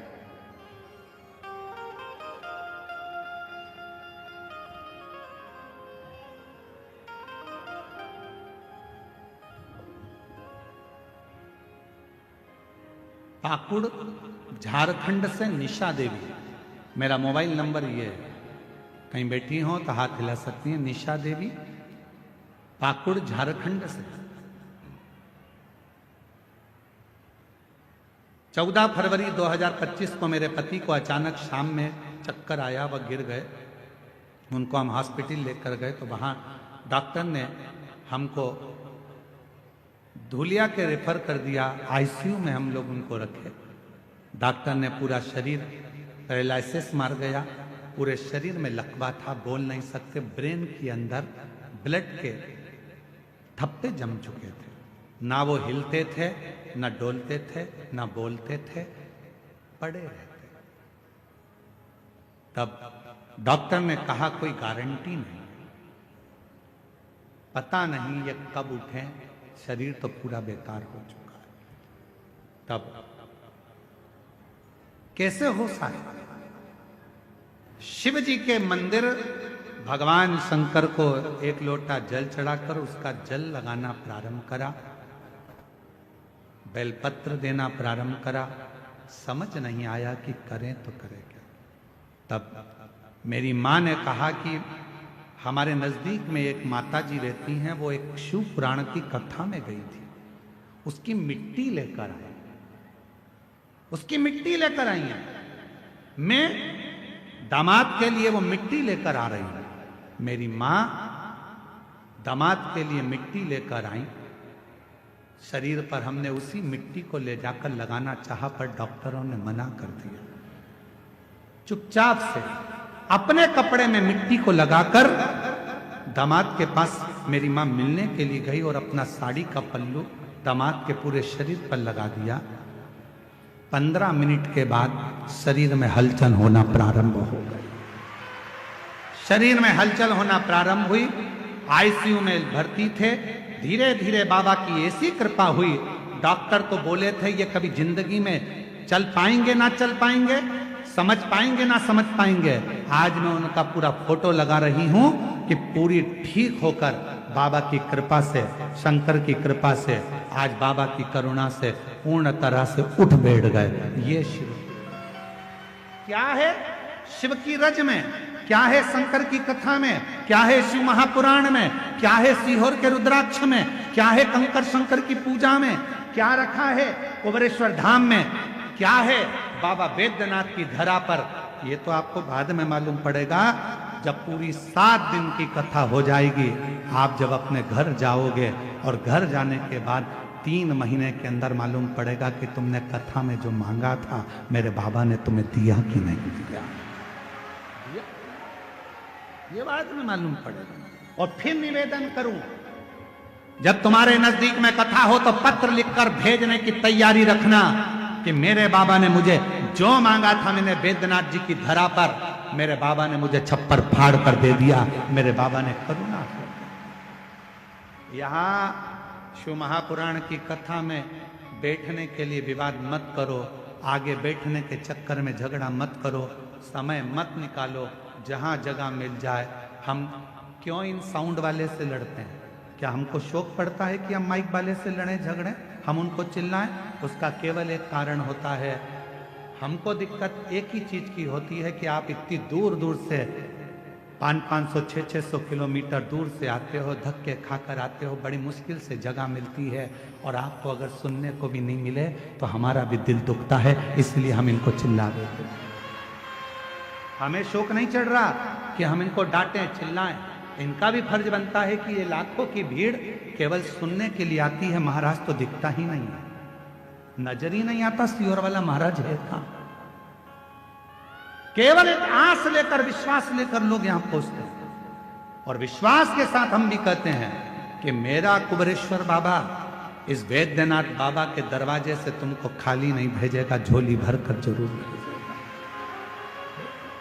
जो जैसी भावना लाया वो वैसा ही फल पाया, नहीं खाली उसे लौटाया, वो मन ही मन हर्षाया और कर दिया माला माल काशी वाले, लुटा दिया भंडार काशी वाले। वो जिस कामना से आप आए हो, जिस भाव से आप आए हो, जिस विश्वास के साथ आप आए हो, हमारे भरोसे नहीं, आप देवघर वाले के भरोसे आए, आप बाबा के भरोसे आए, आप हमारे भरोसे नहीं।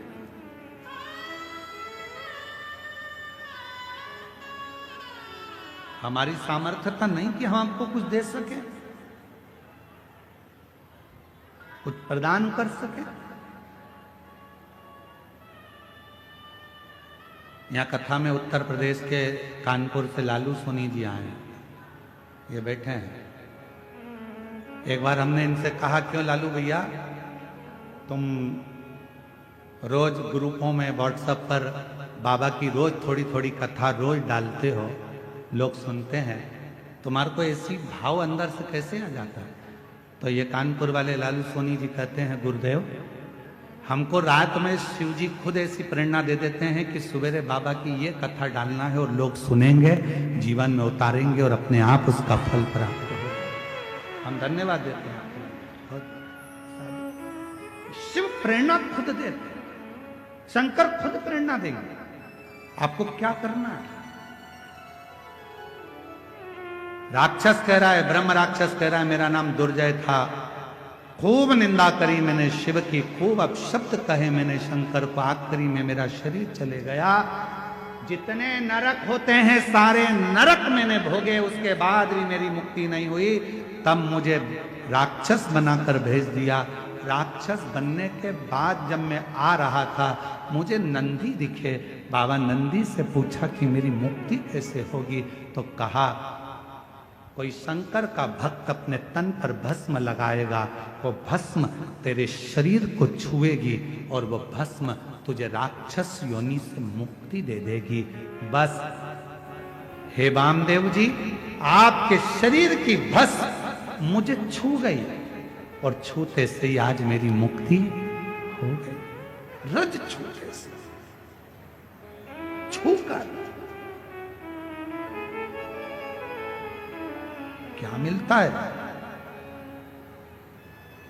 शिव उपासना कर रही है, भगवान शंकर का चरित्र कर रहा है। इसीलिए शिव तत्व कहता है भोजन भजन व्यापार और मिलन,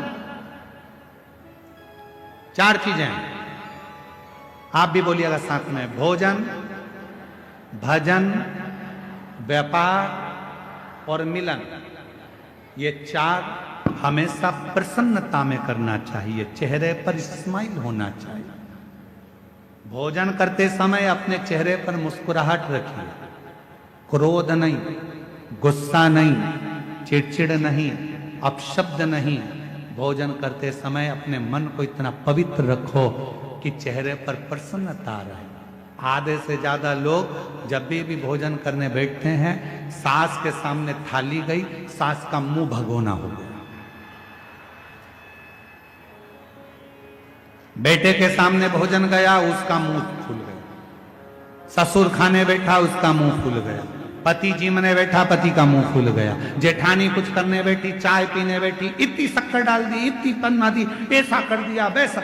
आधी चाय तो वहीं खराब हो गई, चाय वहीं खराब हो गई। स्वाद से बनाई थी, प्रेम से बनाई थी, बोलते से बेकार हो गई, खराब। भोजन करते समय अपने चेहरे पर बोलो बोलो जम के स्माइल रखिए, मुस्कुराहट रखिए। दूसरे नंबर पर भजन करते समय, कथा सुनते समय, भगवान के मंदिर जाते समय, एक लोटा जल चढ़ाते समय अपने चेहरे पर पूरी पूरी स्माइल रखिए, फुल स्माइल, फुल। फोटो खिंचवाएं आप लोगों ने? अरे बोलो तो जम के खिंचवाएं फोटो।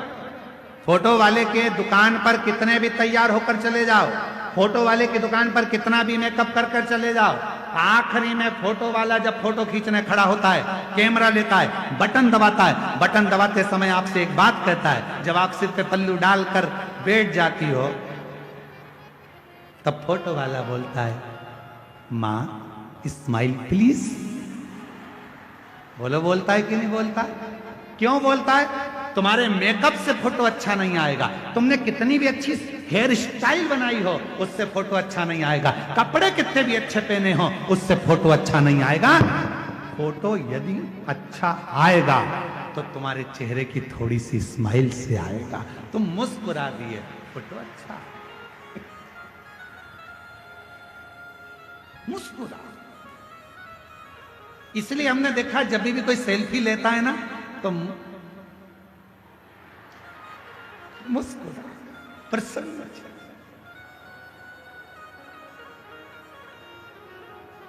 एक बार कानपुर में कथा करने गए थे तो वहां एक बूढ़ी माता जी डंडा टेक कर, उनका फोटो वीडियो भी बहुत चला है, और अगर नहीं भी चला होगा तो हम आपको कभी भेज देंगे वो बूढ़ी माता जी का।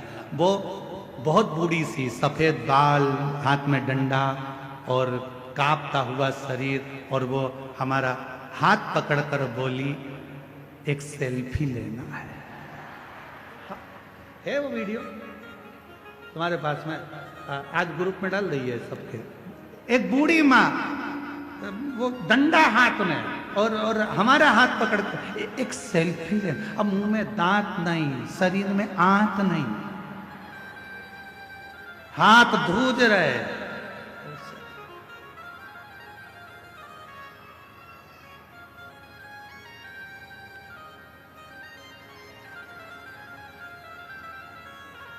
सेल्फी लेते समय स्माइल दे। तो शिव कथा कर रही है, भोजन करते समय प्रसन्न दिखो, भजन करते समय कथा में जितनी देर बैठो उतनी देर ऐसे मत बैठना किसी ने मार ठोक के बिठा दिया हो।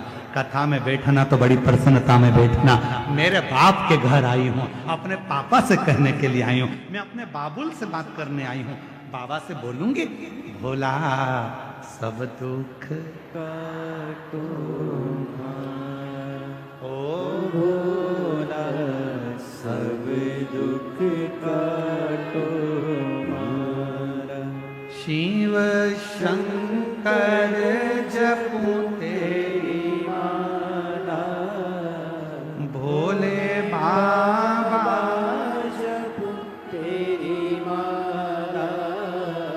ओ भोला सब दुख काटो मारा। अपने पिता से कहने के लिए आए, बाबुल से कहने। तो शास्त्र कह रहा है भोजन करते समय चेहरे पर प्रसन्नता रखो, भजन करते समय चेहरे पर प्रसन्नता रखो। और तीसरे नंबर पर है ऑफिस में व्यापार करते समय नौकरी करते समय, दुकान चलाते समय, व्यापार करते समय अपने चेहरे पर प्रसन्नता। कई लोग दुकान पर ग्राहकों को निभाते निभाते चिड़चिड़े हो जाते हैं, चिड़चिड़। प्रसन्नता ऑफिस में काम करते समय चेहरे पर प्रसन्नता। और चौथे नंबर पर है मिलन। भोजन, भजन, व्यापार और मिलन। मिलन मतलब किसी से भी मिलो, आप यहां पर भी किसी से मिलो, आप कहीं पर भी जाओ, कोई से भी मिल रहे हो, उस समय पर तुम कुछ मत दे सको, कोई गुलदस्ता नहीं है, कोई माला नहीं है, कोई फूल नहीं है, मिठाई का डब्बा नहीं है, देने के लिए फल की टोकनी नहीं है, तो निवेदन है अपने चेहरे की प्रसन्नता दे दीजिए, उसको स्माइल दे दीजिए, वो भी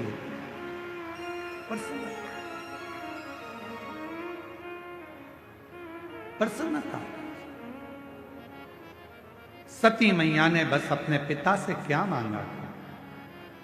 माता सती अपने पिता से कुछ नहीं मांगी थी, केवल इतना ही मांगा था कि मेरे पति का सम्मान करो, मेरे पति का आदर करो। माता सती ने केवल इतना ही मांगा और कुछ भी नहीं।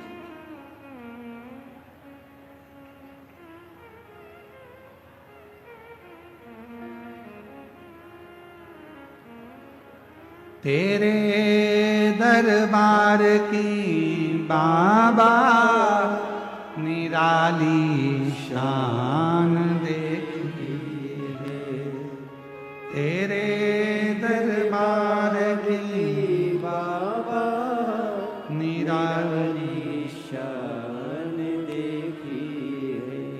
तुझे देते नहीं देखा पर झोली भरी देखी, तुझे देते नहीं देखा पर झोली भरी देखी।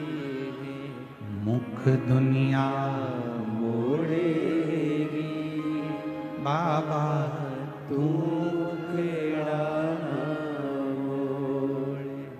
मुख दुनिया मोड़ेगी बाबा तू खेड़ा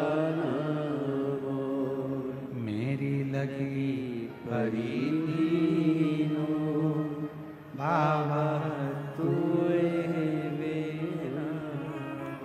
उससे प्रेम, स्नेह याद रखना। कपड़े में कपास होता है, वृक्ष में बीज होता है, और शिव महापुराण की कथा में स्वयं शिव होता है। कपड़े में कपास होता है, वृक्ष में बीज होता है, और शिव महापुराण की कथा में स्वयं शिव होता है। शंकर को पाने का केंद्र बिंदु है ये शिव महापुराण की कथा। सती ने कहा, मेरे बाबुल मुझे कुछ नहीं चाहिए, मेरे पिता अगर देना चाहते हो तो मेरे पति को सम्मान दीजिए, आदर दीजिए, सत्कार दीजिए, उनको स्थान दीजिए, पर आप वो भी नहीं दे पाए। आखिरी में माता सती अपने प्राणों को त्याग दी। क्या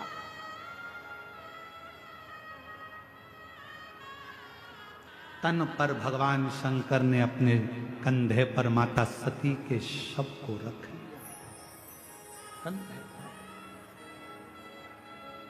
वीरभद्र को तन करा, दक्ष प्रजापति का सिर कटा, अग्नि में गिरा, बकरे का मुख बन गया। बकरे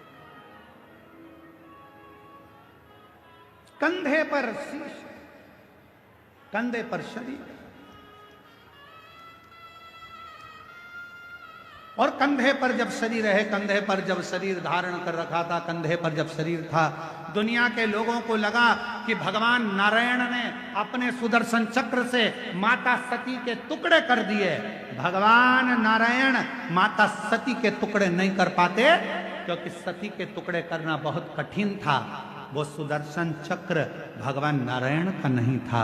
जब 108 कमल के पुष्प भगवान नारायण श्रावण के महीने में भगवान शिव को दे रहे थे, एक कमल का पुष्प कम पड़ गया था, तब भगवान विष्णु ने अपना नेत्र निकालकर शिव जी को दे दिया था। शंकर जी के 3 नेत्र हो गए थे और भगवान शंकर ने अपना सुदर्शन चक्र भगवान विष्णु को दे दिया था। तो वो सुदर्शन चक्र भगवान विष्णु का नहीं था, शिव के चक्र से, शंकर भगवान के सुदर्शन चक्र से माता सती के टुकड़े हुए। भगवान नारायण के चक्र से बहुत मुश्किल था टुकड़े होना, शरीर के टुकड़े। जगत कल्याण के लिए वो टुकड़े करे गए कि ये माता सती के शरीर के टुकड़े जब भूमि पर गिरेंगे, ये रज भूमि पर जब गिरेगी, माता का जब शरीर का जो भस्म भूमि पर गिरेगी, संपूर्ण जगत का उद्धार होगा। लोग जब ये शक्तिपीठ पर जाएंगे, शक्तिपीठ की भूमि पर जाएंगे, उस भूमि पर चरण रखेंगे, इनका कल्याण हो जाएगा। माता सती के तन की भस्म इनके शरीर पर लगेगी, इनका उद्धार हो जाएगा। और आप और हम तो कितने किस्मत वाले हैं कि उस भूमि पर कथा सुन रहे हैं जिस भूमि पर स्वयं शक्ति भी है और स्वयं शिव भी है, उस भूमि पर कथा श्रवण करें। ये प्रभु की कृपा से प्राप्त होता है, ये भगवान की करुणा से प्राप्त होता है, ये शिव की कृपा के बिना मिल नहीं सकता। एक हमारे एक सूरत के श्री आशुतोष मिश्रा जी हैं और एक लालजी भाई सेंगर जी हैं और चेतु भाई पाटिल जी हैं।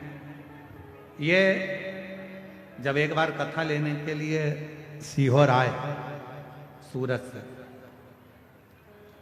तो ये कथा लेने के लिए जब सीहोर आए तो हमने इनसे पूछा कि कथा क्यों लेना। मिश्रा जी बहुत बहुत साधुवाद है। तो इनसे हमने पूछा कि कथा क्यों लेना है, तो कहा गुरुजी बस बाबा की कृपा है और कथा स्वयं देवाधिदेव महादेव ने ऐसी प्रेरणा दी है अंदर से कि मन के अंदर ऐसा भाव आया है कि बाबा इस कथा को करवाए और बाबा ही इस कथा को सुने। और गुजरात सूरत की बरडोली में ये कथा हो और बाबा इसको धारण करें। आज मैं इस व्यासपीठ से आशुतोष मिश्रा जी को, लालजी भाई सिंगर जी को, चेतु भाई पाटिल जी को बहुत बहुत साधुवाद देता हूं, जिनके यहाँ 4 जनवरी से 10 जनवरी 2026 में शिव महापुराण की कथा नए वर्ष के अंतर्गत होने जा रही है सूरत अंतर्गत। मैं उनको साधुवाद देता हूं उसके लिए बहुत बहुत, आपको बहुत बहुत साधुवाद। ये शिव की उदारता, ये शंकर की उदारता। महाराज शिव की उदारता के बिना कुछ संभव नहीं। सती मैया के शरीर के टुकड़े हो गए। जो माता सती जलकर भस्म हुई थी वो हिमालय राज के घर में पार्वती जी के नाम से विख्यात हो गई और माता पार्वती जी का हिमालय राज के घर में जन्म हुआ। शिव को पति मानकर पूजन आराधना करना, साधना करना, सती माता का वो स्वरूप, माता पार्वती जी का एक आनंदमय भाव और माँ जगत जननी पार्वती जी का शुभ मंगल विवाह भगवान देवाधिदेव महादेव के साथ हो रहा है। एक बार जोरदार ताली बजाएं शिव और पार्वती जी के लिए।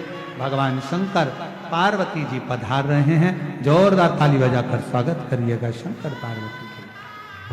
पार्वती मैया शिव जी के गले में सुंदर जयमाला पहना रही हैं, जोरदार ताली बजाकर स्वागत करिए माँ पार्वती जी का। शंकर भगवान माँ जगत जननी पार्वती जी के गले में जयमाला पहना रहे हैं, जोरदार ताली बजाइए। हार हार महादेव। भगवान की यह विरल शिव महापुराण की कथा बाबा देवघर में चल रही है। 1 बजे से 4 बजे तक प्रतिदिन इस कथा का लाभ आप और हम लेते हैं। हमारा एक निवेदन है, बहुत ज्यादा संख्या में शिव भक्त आए हैं, बहुत भीड़ है। अपने बच्चों का हाथ पकड़ कर रखें। सोने की कोई रकम पहनकर कथा मंडप में ना आए। अपना कीमती सामान घर पर रख कर आए। कोई भी सामान आपका चोरी जाता है, गुमता है, उसके जवाबदार आप खुद होंगे, ना प्रशासन होगा ना समिति होगी। ध्यान रखें, अपने बच्चों का हाथ पकड़ कर रखें। कोई बीमार व्यक्ति है तो वो कथा के पंडाल में ना आए, अपने घर से कथा सुने। बहुत ज्यादा बुजुर्ग हैं, चल नहीं सकते, कथा घर पर बैठकर सुने। कथा तक ना पहुंचे। बहुत ज्यादा संख्या में भीड़ है, अपनी अपनी गाड़ियां जब निकाल कर लेकर जाएं, धीरे धीरे चलना, आराम से गाड़ी निकालना। प्रशासन आपका है, आप प्रशासन के हो। पूर्ण आनंद के साथ आप उस पूरे कार्यक्रम को संभालना। जितने बुजुर्ग हैं घर पर रहकर कथा सुने, बीमार व्यक्ति हैं वो घर पर रहकर कथा सुने, बच्चों का हाथ पकड़ कर रखें और ध्यान रखें अगर कोई भी सामान आपका खोता है तो उसके जवाबदार आप स्वयं हैं, ना पुलिस प्रशासन होगी ना समिति होगी। आपको बारंबार कहा जा रहा है कोई भी सोने की रकम, पैसा, ढेला, सामान लेकर कथा के पंडाल में मत आइए। आप आ रहे हैं, आप स्वयं की जवाबदारी पर आइए और दिल से इस कथा का रसतत्व ग्रहण करिए। हर हर